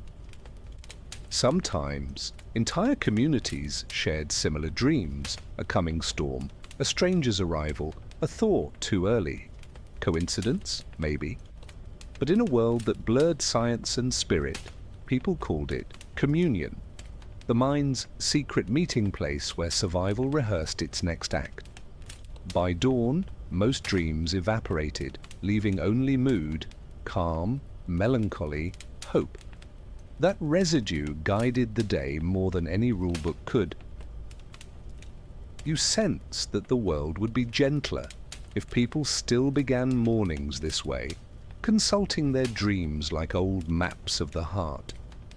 When sunlight finally reached through the frosted window, the dream ended not with disappointment, but gratitude. Another chance to build, to breathe, to keep the story going. Because out here, even sleep wasn't an escape, it was practice for continuing. You wake to the faint sound of an axe echoing across the frozen valley. It's far away, miles maybe, but out here, distance bends. Every sound becomes part of the same fabric. Wood splitting, a dog barking, the dull ring of a hammer. You can almost hear it too, how that echo feels like comfort rather than intrusion. In the wilderness, another human noise was proof that civilization, however small, still existed. Neighbors weren't next door, they were miles apart, connected by necessity rather than geography. When one built a roof, another lent rope. When one fell ill, another brought broth through the snow. There were no favors, only exchanges of survival. You sense how that distance, physical but never emotional, made kindness stronger, not weaker. Every visit cost effort. Therefore, it meant everything. Communication was elemental. Smoke signals during daylight, lanterns swinging at night, the faint crack of gunfire meaning, come quick. There were codes for everything. 1 shot for help, 2 for wolves, 3 for strangers. It wasn't paranoia, it was protocol. You realize how trust here wasn't optional, it was infrastructure. During harvest or hunting season, small gatherings formed, neighbors trading goods, stories, and laughter. They called them frolics, humble celebrations disguised as labor. Someone churned butter, another played fiddle, and work turned into joy disguised as fatigue. The laughter carried through the woods, a fragile bridge across the miles. You can almost feel the warmth of it, a reminder that community doesn't need walls, only willingness. Children grew up recognizing voices before faces. They learned to identify a neighbor by their horse's gait, by the rhythm of their whistle. It was an education in empathy, taught through sound rather than sight. Imagine that, a childhood built on listening so carefully that even silence spoke. Sometimes, news traveled faster by rumor than letter. One family's good harvest, another's tragedy, a newcomer building on the ridge, all told by word of mouth over shared chores. These stories bound people tighter than fences.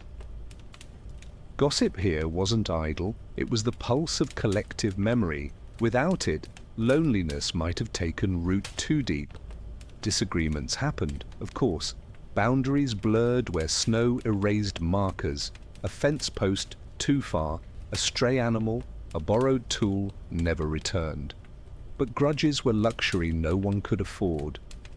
You settled disputes before sunset, because tomorrow's storm might require your rival's shovel. Out here, forgiveness wasn't virtue, it was logic. Neighbors visited mostly in winter, when travel became paradoxically easier. Frozen rivers turned into roads, snow packed firm beneath sleighs. The sound of approaching bells was the closest thing to joy the wilderness could produce. Doors opened, heat spilled out, and for a few hours, isolation thawed. You can almost see it, the steam of tea, the sharing of news, the laughter wrapped in wool. Music carried far on clear nights. A fiddle, a harmonica, even a voice humming a hymn, all drifted through the cold like proof of persistence. Some said you could hear hope itself if you listened long enough. Maybe you can now, the faint echo of a tune you've never heard, but somehow already know. By spring, neighbors disappeared again into the forest, back to their separate lives. No farewells, just quiet understanding. The bond didn't need words. It was maintained through shared silence and remembered labor. In the frontier's vast loneliness, companionship didn't require presence, only faith. And faith, out here, was the strongest structure ever built. Once or twice a month, the cabin door opened to something extraordinary: travel. A long trek across snow and forest led to the trading post, the frontier's heartbeat. You can almost see it now, the small building at a river bend, smoke curling from its chimney. Inside, warmth and noise collided. It smelled of tobacco, leather, fur, and humanity, a mixture both comforting and chaotic after weeks of isolation. The trading post wasn't just commerce, it was connection. Here, trappers met farmers, natives met settlers, news met imagination. Goods changed hands, yes, flour, salt, tools, but so did stories, rumors, and laughter. Barter wasn't about money. It was about balance. You offered what you had, took what you needed, and hoped the scales of fairness remembered your face. Currency varied by region: pelts, bullets, dried goods. Beaver fur was gold for a time, soft and shimmering, traded for knives or cloth. Salt was sacred, coffee was mythic. Even a handful of sugar could turn enemies polite. You realized that economy began as empathy disguised as math, a mutual agreement that nobody survives alone. The postkeeper knew everything. Births, deaths, newcomers, storms. His counter was both pulpit and confessional. People came not just to buy, but to belong for an afternoon. The postkeeper listened more than he spoke, nodding at tales that blended truth and legend. You can almost hear his gravel voice murmuring, "Winter's hard everywhere, friend." Outside, sleighs waited, loaded with hope, disguised as trade goods. Some travelers carried weeks of effort, pelts from traps, hand-carved wares, baskets of herbs. Others brought letters from far away, carried in oilskin to protect from the elements. The sound of paper opening in that crowd felt louder than laughter, a small, sacred noise of connection renewed. For the natives who traded there, the experience was ancient and modern at once. Exchange had long been part of their way of life, balance maintained through generosity and respect. But now, metal tools, rifles, and cloth entered that equation, tilting old systems. You sense how trade, while practical, was also the beginning of transformation, one that would reshape both sides forever.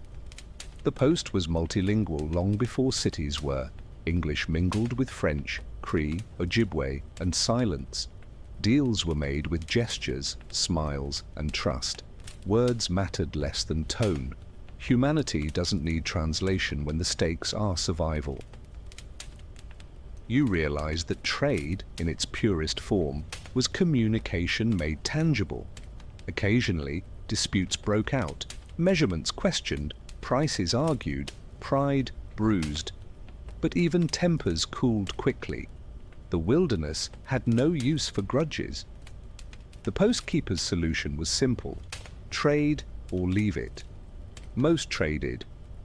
It wasn't diplomacy, it was exhaustion disguised as wisdom. Children loved the trading post.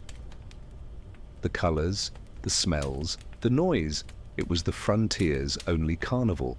They'd marvel at glass beads, bright fabric, tiny mirrors. For them, it was proof that the world was larger than their cabin walls. You can imagine their wide eyes, their small hands reaching toward wonder. By dusk, the post quieted again. Travelers departed, sleigh bells fading into snow. The keeper swept the floor, banked his own fire, and waited for the next round of stories to arrive. You realize commerce here wasn't just survival, it was memory management. Every exchange left a mark. Every goodbye an invisible ledger of humanity owed and repaid. Back home, unpacking the traded goods felt like Christmas without a calendar. A new knife, a tin of tea, a bolt of fabric. It wasn't wealth, but proof of persistence. You could measure the passing of seasons by what you managed to bring back. And in a world that kept no score but survival, that was wealth enough. It began not with sight, but with sound. A slow, rhythmic dripping from the eaves, water whispering its return to movement. You hear it now, the thaw's first language. The snow softened underfoot, the air thickened with smell, earth, pine, and something sweet like promise. After months of white silence, even mud felt holy. The frontier cabin, once fortress, now became observatory. Every puddle outside was a prophecy of life waking up. The ice on the river cracked in long, thunderous lines that echoed through the forest. It was a sound so deep it seemed to split the sky. Settlers stopped and listened, smiling without realizing it. The river was alive again. Water meant travel, trade, and time moving forward. You can almost feel the relief in their shoulders, that subtle shift from endurance to anticipation. Inside, coats were hung for the first time in months. The fire still burned, but smaller, more symbolic than necessary. The cabin felt larger, its air less heavy. Windows were opened, even if only a crack, to let in the scent of thawing bark and distance. You can almost taste it, that earthy sharpness that feels like breathing after holding your breath all winter long. Children were the first to run barefoot into the slush, shrieking with laughter. Their footprints filled with melting water, their joy reckless and pure. Adults watched from the doorway, half worried, half amused. They'd forgotten how good sunlight looked on skin. The frontier didn't teach leisure, it taught appreciation. Every golden minute was a small resurrection. Animals emerged too, cautious but hungry. Deer picked through thawing brush, foxes trotted along melted trails. Even the cabin's dog, stiff from months indoors, ran circles through the mud, barking at nothing and everything. Nature wasn't reborn, it simply resumed its sentence. You realize that in the wilderness, even joy is practical.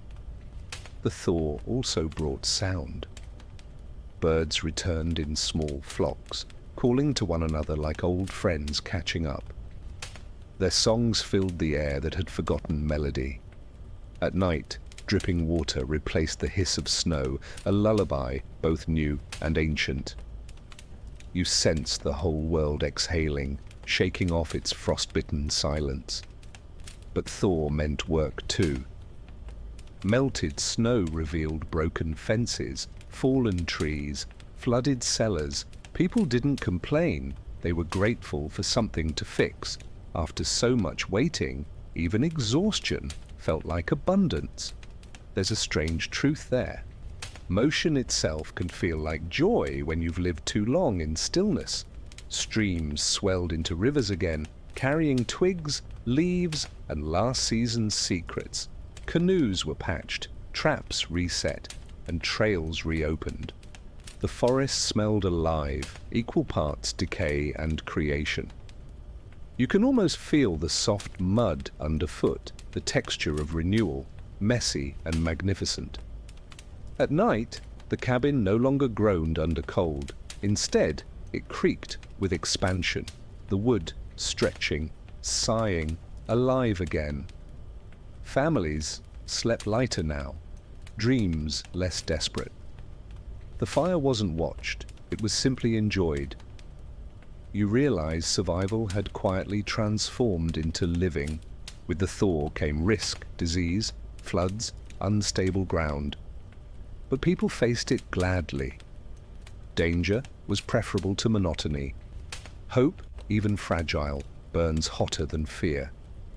You can see them standing outside, eyes closed, faces turned toward the sun like worshippers rediscovering their god. Spring wasn't announced, it just arrived, soft and absolute. Snow melted into memory, and the frontier exhaled. The world, so recently frozen and mute, began to speak again. And in that sound, the drip, the birdsong, the gentle stirring of air, lay the oldest truth of all. Warmth always finds its way back. The first journey, after winter, felt like rebirth. You step outside, boots sinking into damp earth that still remembers snow. The forest smells of rot and renewal, sweet, sour, alive. You hear water running everywhere, as if the ground itself is whispering directions. For months, the world had been small, measured in steps between fire and door. Now, every footstep expands it again. The horizon feels almost overwhelming. Paths once buried reappear, uncertain but familiar. Fallen branches mark the way, moss gleaming electric green. You walk slower than before, not from fatigue, but reverence. Every sound, the drip of thaw, the creak of trees, the distant cry of a bird, feels amplified. You realize that silence has tuned your senses too well. Now, even peace is loud. The river runs high, foaming and urgent, impatient from its long confinement. You kneel beside it, touch the icy current, and feel time rushing past your fingers. That cold doesn't bite anymore, it baptizes.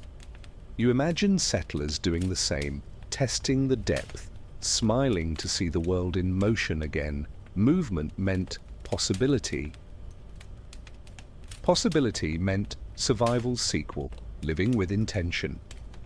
Along the way, you find traces of others.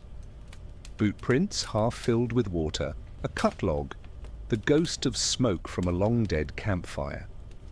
Each sign is a sentence in the shared diary of endurance.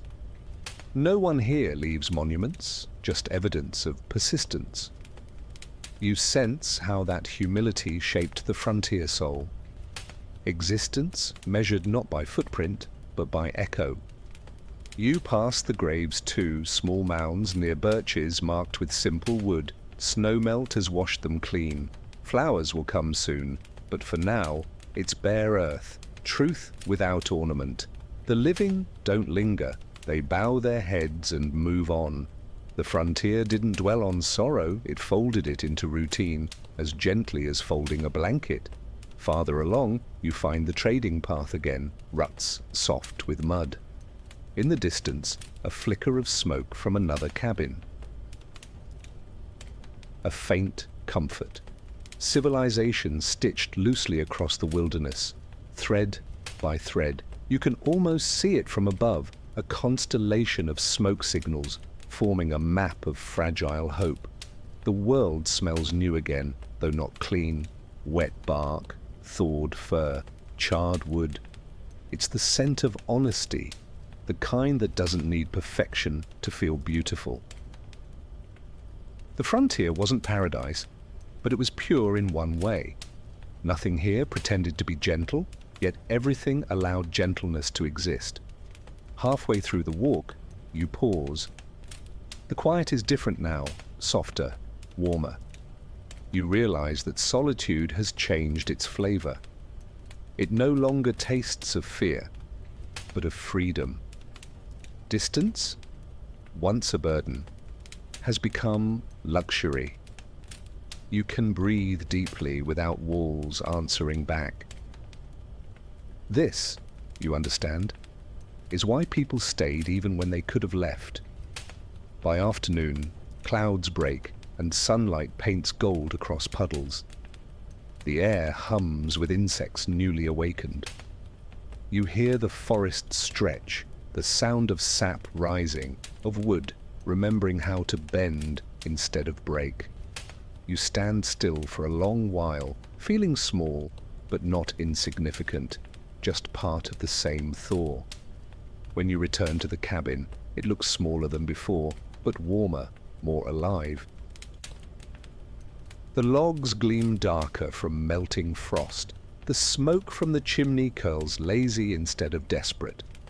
The home you built to survive winter has now become something gentler. Proof that you belong here, not by conquest, but by coexistence.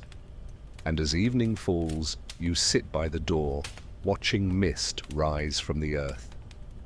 The sound of dripping water slows, the sky turns from silver to rose. Tomorrow will bring more work, more life, more uncertainty. But for now, you rest in the soft miracle of return, the world rebuilt, the self thawed, and silence once again a friend. You sit alone inside the cabin, the fire now only a quiet rhythm of orange light. The walls, darkened by smoke and time, seem to exhale as you do. You can almost feel it, the slow exchange between your breath and the wood, between your warmth and the memory of all who've lived here before. The logs expand and contract with temperature, creaking softly like an old friend shifting in sleep. The frontier never dies, it just dreams differently. The scent of pine resin lingers in the air, sweet and smoky. You notice how it mixes with wool, ash, and faint traces of bread baked days ago. These smells aren't separate, they are the memory of the home itself, layered and alive. The air is thick with stories, invisible yet tangible, as if every ember glows with something unsaid. You take another slow breath, and for the first time, you realize the cabin is breathing too. Outside, the world has quieted into a vast stillness. The snow is melting somewhere far off, but here, it's only the wind, a low hum against the chinking between logs. It sounds almost like a heartbeat, ancient and steady. You realize that silence, when listened to deeply enough, becomes sound. The kind that doesn't need to be understood, only trusted. Light flickers across the rafters, shadows stretching like thoughts too tired to move. Everything you see feels slower, softer, more certain. Even time seems to have agreed to pause for a while.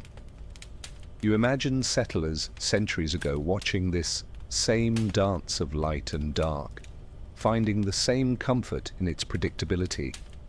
Fire has always been the first clock humanity ever trusted. A moth circles near the flame, its wings catching the glow. For a moment, it looks like it's made of ember itself, alive but fragile. You watch it and think of every person who's ever been drawn toward warmth, toward something that glows. The instinct to reach for light is older than any language. The cabin knows that. It remembers. The wood crackles softly, then sighs. That small sound, the pop of sap, the whisper of cooling air, reminds you that nothing in this room is truly still. Even rest is motion slowed to kindness. You feel it in your bones too, that gentle settling, that surrender, survival has finally turned into peace. The furniture carries its own stories. A chair polished by countless hands, a table with knife marks where bread was cut, a bed that's held both exhaustion and rebirth. These are the relics of endurance, ordinary, practical, holy in their use. You can almost hear them murmuring, their language made of wood grain and memory. You reach your hand out and touch the nearest beam. It's cool, slightly rough, alive with texture. In the quiet, it feels almost like skin, familiar, responsive. The cabin isn't just shelter, it's companionship in physical form. You realize how human it is to build something, then let it take care of you. Your gaze drifts to the window, just faint moonlight on oiled paper. The glow is soft, milky, imperfect. You can't see through it, and yet it feels like looking inward. The barrier between inside and outside blurs.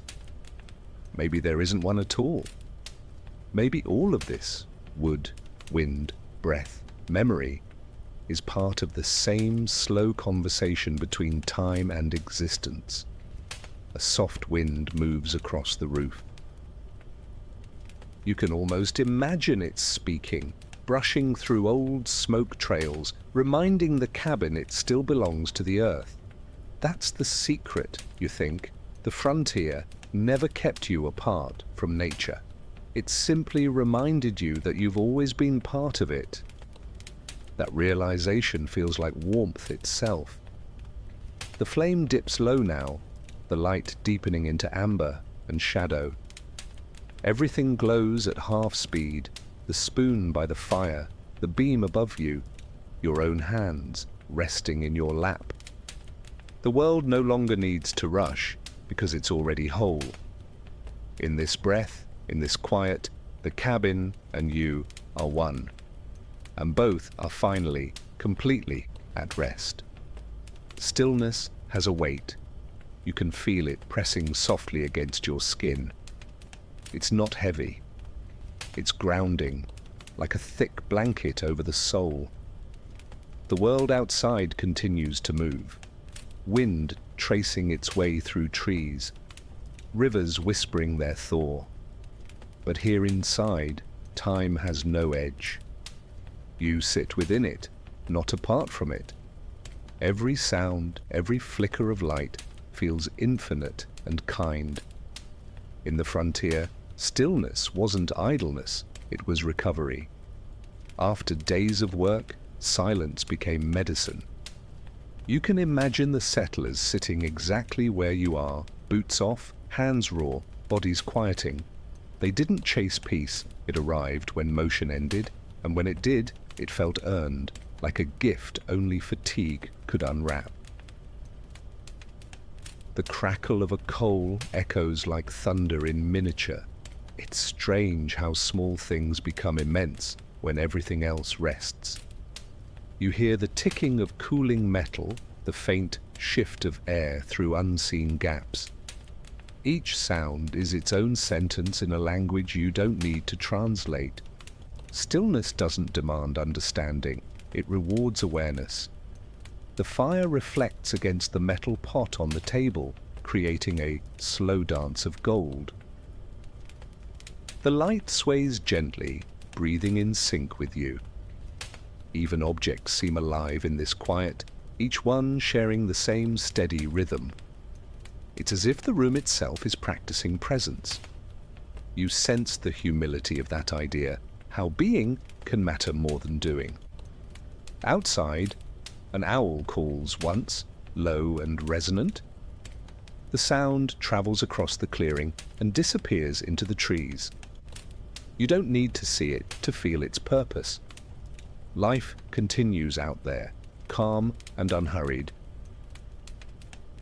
The owl hunts, the wind carries, the world breathes.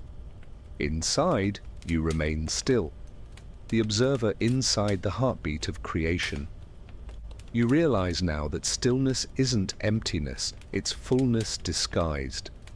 It's where everything you've done and everything you'll do folds into the same moment. The frontier people knew this instinctively. They worked not for motion's sake, but for this, the privilege of rest that feels like belonging. You can feel that wisdom settling inside you too. Your eyes close for a moment. Behind your eyelids, you still see the firelight pulsing. It paints shapes that fade slowly, soft arches, flickers, constellations of orange. You could almost believe you're seeing the inside of thought itself. The mind slows to match the body, and the body, at last, forgives the world for its noise. Somewhere beyond the cabin, a wolf howls once. It's not menace, it's punctuation. A reminder that everything alive still speaks. The sound stretches through miles of forest, a thread tying every living thing together. You listen, and for a brief second, you feel infinite. You and the wolf, the snow and the flame, different shapes of the same silence. The air cools as the fire settles. You pull the blanket closer, its weight a reminder of gravity, of safety, of presence. The fabric smells faintly of smoke and pine, a scent that belongs nowhere else but here. It's strange how comfort often comes from what once frightened you. Darkness, stillness, quiet. You glance at the door and realize you've locked nothing. You don't need to. The wilderness outside isn't enemy anymore. It's witness. The stillness has turned the world into something softer, less about survival, more about surrender. You can feel that difference in your breath, longer now, slower, steady, as snow falling in dreams. The flame flickers once more, then steadies. The light bends low, the cabin hums its final lullaby. The stillness isn't absence, it's completion. Everything that needed to happen already has. You lean back, eyes half closed, and let yourself disappear into the rhythm of the room, each second stretching into eternity, perfectly, silently enough. The fire has fallen into embers now, tiny suns resting in the ashes. The room glows in that dim copper light that feels both ancient and eternal. You notice how shadows pulse in rhythm, slow as breathing. Nothing moves, yet everything seems alive. The cabin feels sentient, aware of its duty, to keep you safe until dawn. You sense that every creak, every faint sigh from the logs is the night adjusting its blanket over you. Outside, the forest no longer whispers. It breathes. You can hear the subtle roll of wind moving through branches, the soft collapse of distant snow. The sound is endless but not intrusive, just the wilderness talking to itself. You realize how generous it is that the world keeps making music, even when no one listens. It hums for its own sake, and somehow that makes it even more comforting. The stars above stretch unbroken, too bright to feel real. Their light reflects off patches of ice, scattering tiny constellations across the ground. You can almost imagine them leaning closer, curious about your small fire. To them, you must look like another star, brief, flickering, stubbornly alive. The idea makes you smile. The frontier was never about conquering nature. It was about being noticed by it. The moonlight slips through the oiled paper window, silver and kind. It touches the table, the bed, your hands. It has traveled impossibly far to arrive here, across centuries, clouds and silence, just to say, I see you. That thought alone could keep a soul warm. You realize this is what peace feels like. Not the absence of hardship, but the presence of gentle attention. Somewhere beyond the tree line, water moves under thin ice. You can hear it, faintly, like the murmur of someone praying. That's what the night is. A long, wordless prayer whispered between the living and the land. You don't need to join in. Your breathing already counts as participation. The cabin, the forest, the stars, they're all listening, and that's enough. You think about how many nights like this have existed, countless lives warmed by similar fires.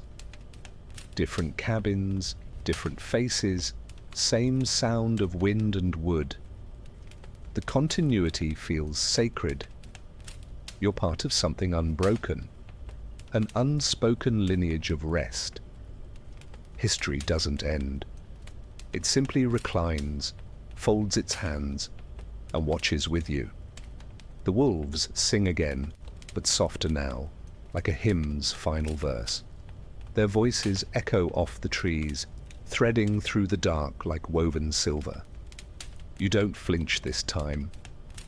You understand their song now. It's not hunger, it's belonging.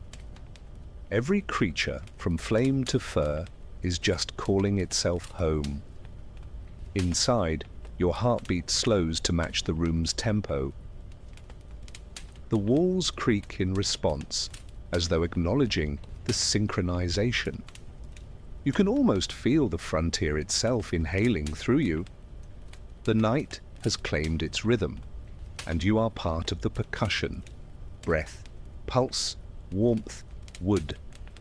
Together, you are a symphony written in stillness. The candle near the window burns low, its wax pooling like melted time. Each drop feels deliberate, ceremonial. You could blow it out, but you don't. You want the night to finish speaking.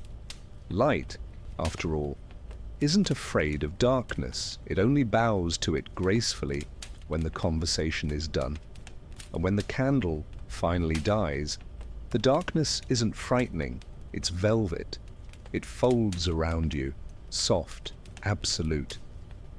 You feel weightless and grounded all at once. The stars blink once more through the frost. The wolves fade into distance, and the cabin hums its quiet benediction. The night doesn't just watch over you, it welcomes you as part of itself. There's a moment, so brief you could miss it, when time forgets to move. You're not sure when it happens, but you feel it now. The air holds still, the fire holds steady, even your own breath feels suspended. It's not fear. It's peace distilled so perfectly that motion seems unnecessary. The frontier, for all its hardship, always offered this one luxury: the gift of timelessness disguised as rest.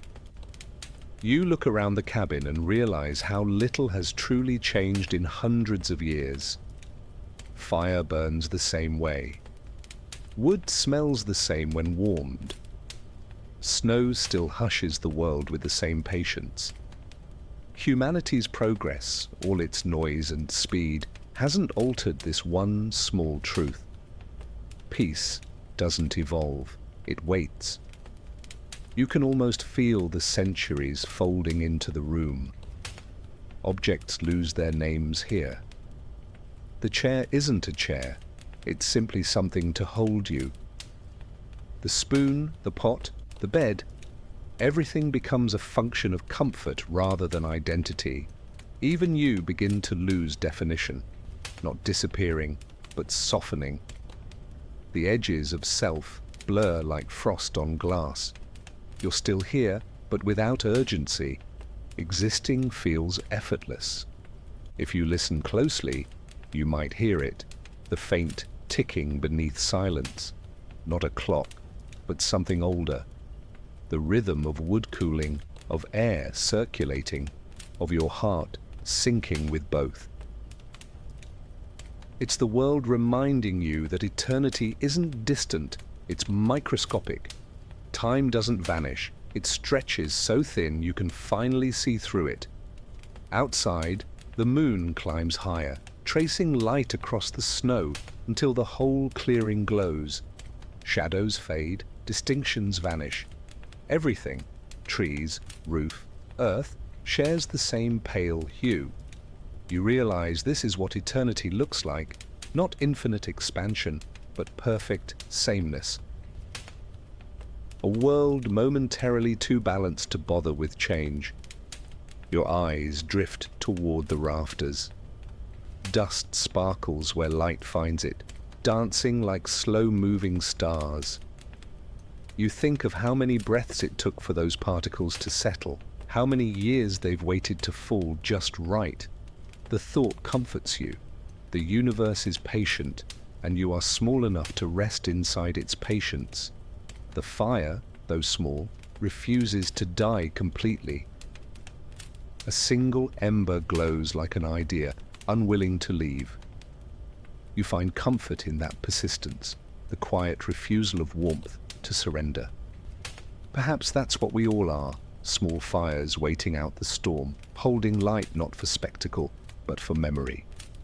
Your thoughts dissolve one by one. Plans, worries, even words begin to fade.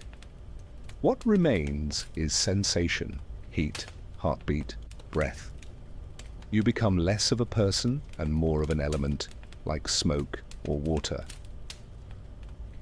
The frontier taught this lesson best. Identity isn't in the noise we make, but in how quietly we endure. Outside, frost begins to form again, reclaiming the world inch by inch. The earth cools, the air stills, the cycle resets. You realize time hasn't stopped. It's just looping, tenderly, endlessly. Nothing ends here. Everything just turns back into beginning. You find peace in that inevitability. The candle guttered out long ago, but you see light anyway. It glows behind your eyes, soft and rhythmic. Perhaps it's memory, perhaps it's the cabin's own spirit, still burning unseen. Either way, it's enough. Time has nothing left to demand from you now. You're no longer chasing minutes, you're part of them. You close your eyes, and even the thought of sleep feels redundant. You're already there, inside the stillness, beyond the clock, exactly where you're meant to be. The night holds you steady, and time, mercifully, forgets to start again. Sleep doesn't arrive suddenly, it seeps in like fog through the cracks of thought. You feel it now, gentle and persuasive, a warmth behind your eyes. The fire hums its last few notes, steady and low. You're not leaving the cabin anymore, the cabin is leaving with you. The frontier dissolves into a dream, its edges soft, its air thick with memory. You don't fall asleep here, you drift, like snow forgetting its snow. Dreams on nights like this feel realer than daylight. You walk again through the forest, but it's different, brighter, endless, kind. The trees glow faintly as if lit from within, and the snow beneath your feet makes no sound. You're not cold, you're not anything definable. The world doesn't have rules here, it has rhythm, and that rhythm sounds exactly like breathing. People you've never met greet you as if you've known them forever.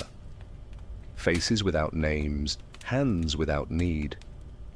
They smile with recognition that doesn't require memory. Perhaps they are the frontier's ghosts, or perhaps they're just echoes of your own calm. Either way, there is no fear, only reunion. You realize that rest is simply remembering you were never separate from peace to begin with. In this dream, time stretches like honey. You move, Morbidi, but the world moves with you, folding open at your pace. The cabin appears again, not made of logs, but of light. Inside, the same warmth, the same silence, but softer. Even the air hums in agreement with your heartbeat. Everything you see, the snow, the stars, the glow, is familiar, because it all comes from the same place. You. A faint melody plays somewhere beyond your hearing. Maybe it's the wind. Maybe it's a lullaby carried through centuries.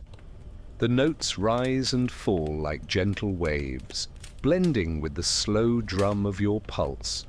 Music without instrument, sound without source. The universe whispering a song written long before you existed, and somehow you already know every word.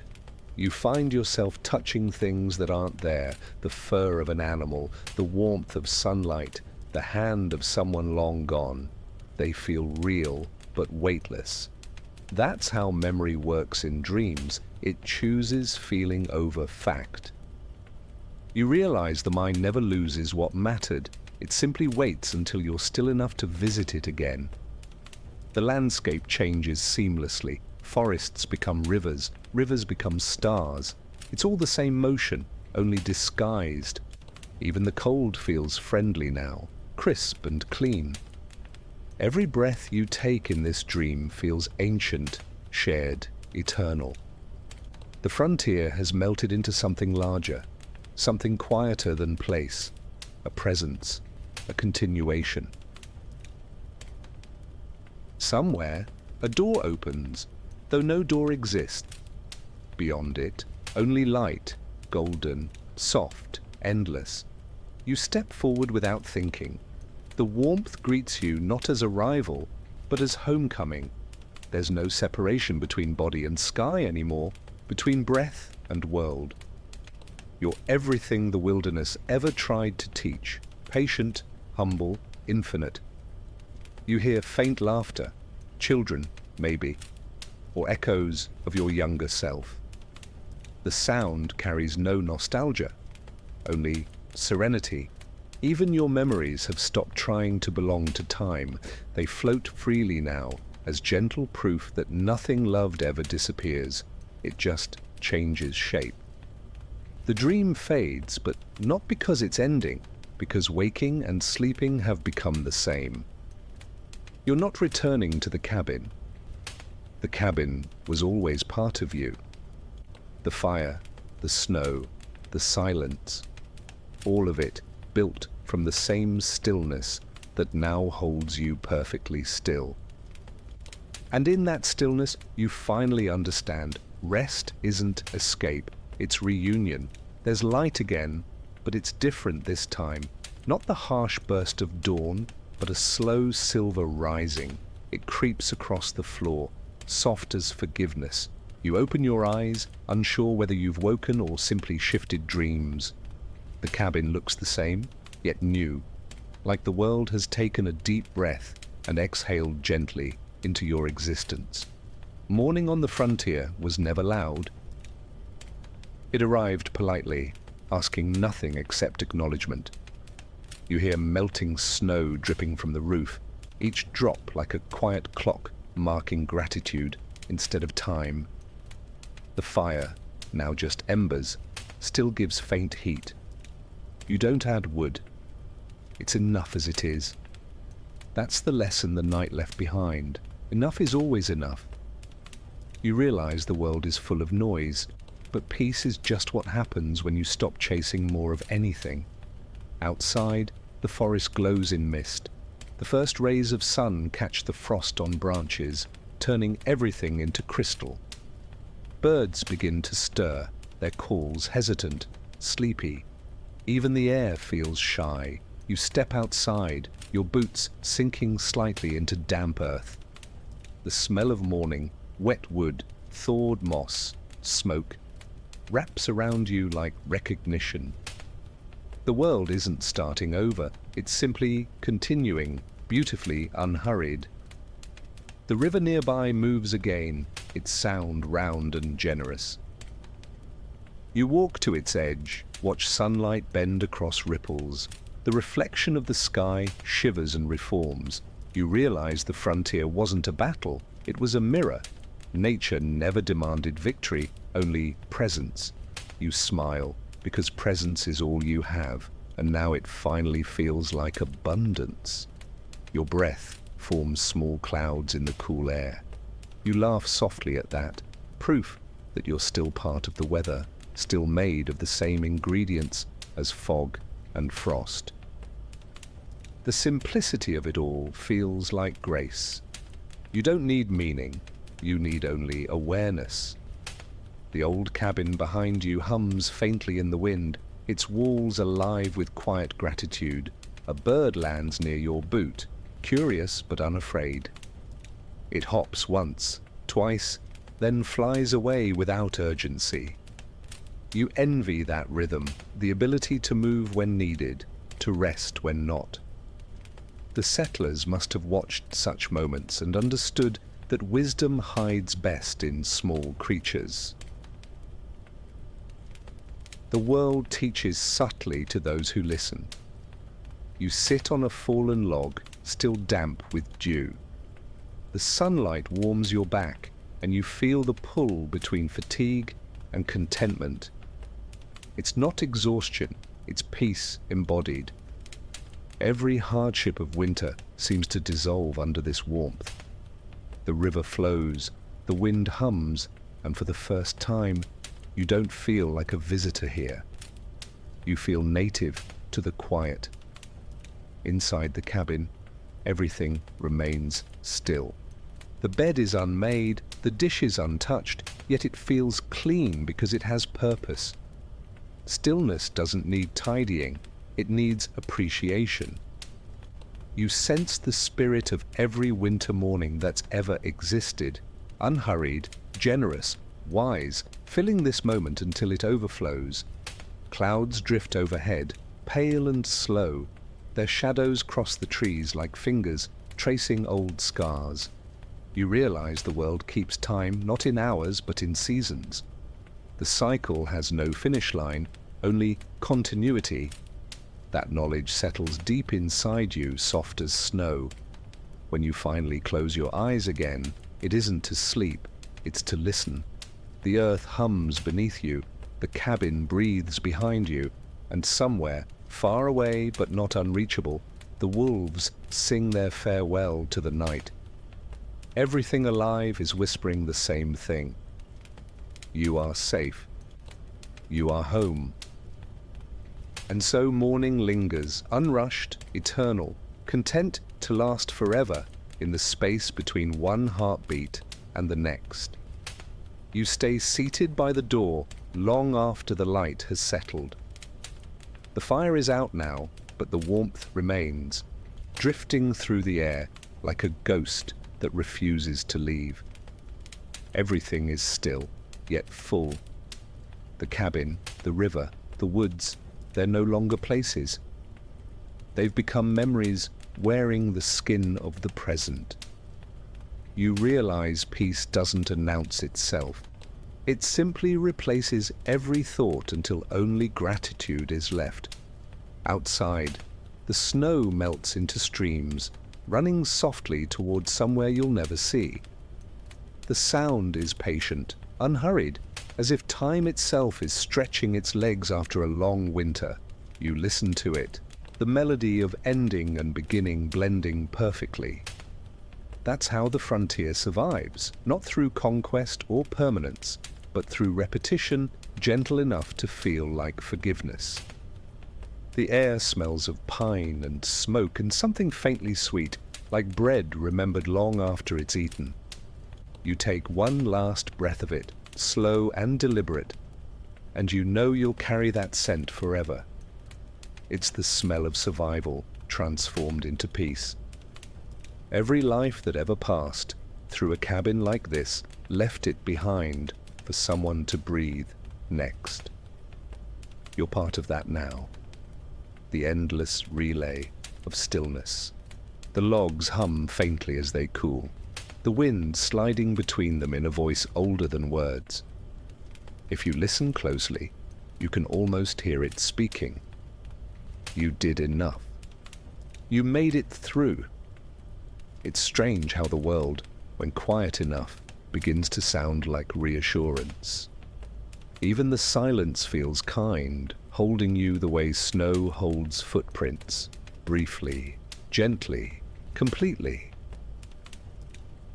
You think of all who came before, the nameless settlers, the wanderers, the children who laughed in frost and slept beside flickering fires. Their breath once filled this same air, their hearts beat the same rhythm. They aren't gone. They've just become the warmth that lingers after the flame. History isn't buried in the ground. It floats in the light that lands on your hands. The river keeps moving, but you stay. The cabin stands without asking to be remembered.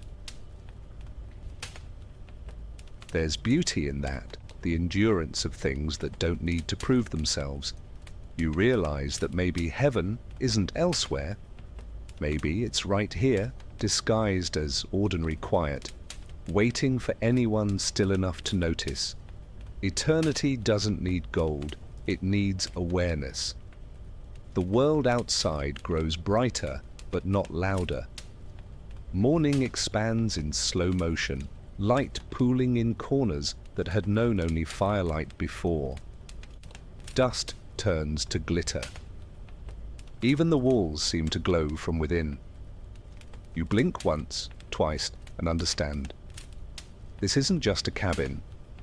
It's a chapel built by time and tenderness, where prayer is breath and worship is survival. You stand, finally, and the floor creaks like a farewell. Not sorrowful, just acknowledgement. You look once more at the room, the bed, the embers, and you feel the deep ache of affection, the kind that doesn't pull you backward, but pushes you gently forward. The past doesn't cling, it waves, you nod in return. Stepping outside, the sun greets you with that honest gold found only after long winters. It's warm, but not urgent.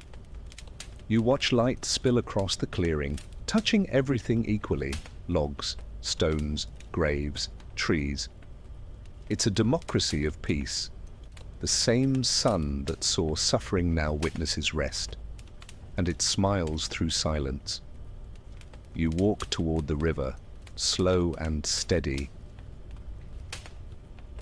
The cabin fades behind you but never truly leaves. It lives now in your breath, in your heartbeat, in the way your footsteps match the rhythm of the world. That's the secret of the frontier.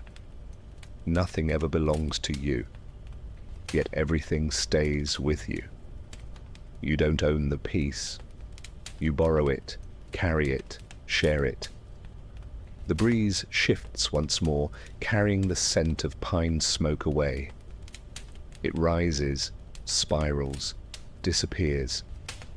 You close your eyes and let it go. There's no destination, only continuation. Somewhere, another fire crackles, another soul listens, another story begins. The wilderness sighs, the sky hums, and the silence folds itself over the world like a blanket. And there, in the quiet, no beginning, no end, you finally rest.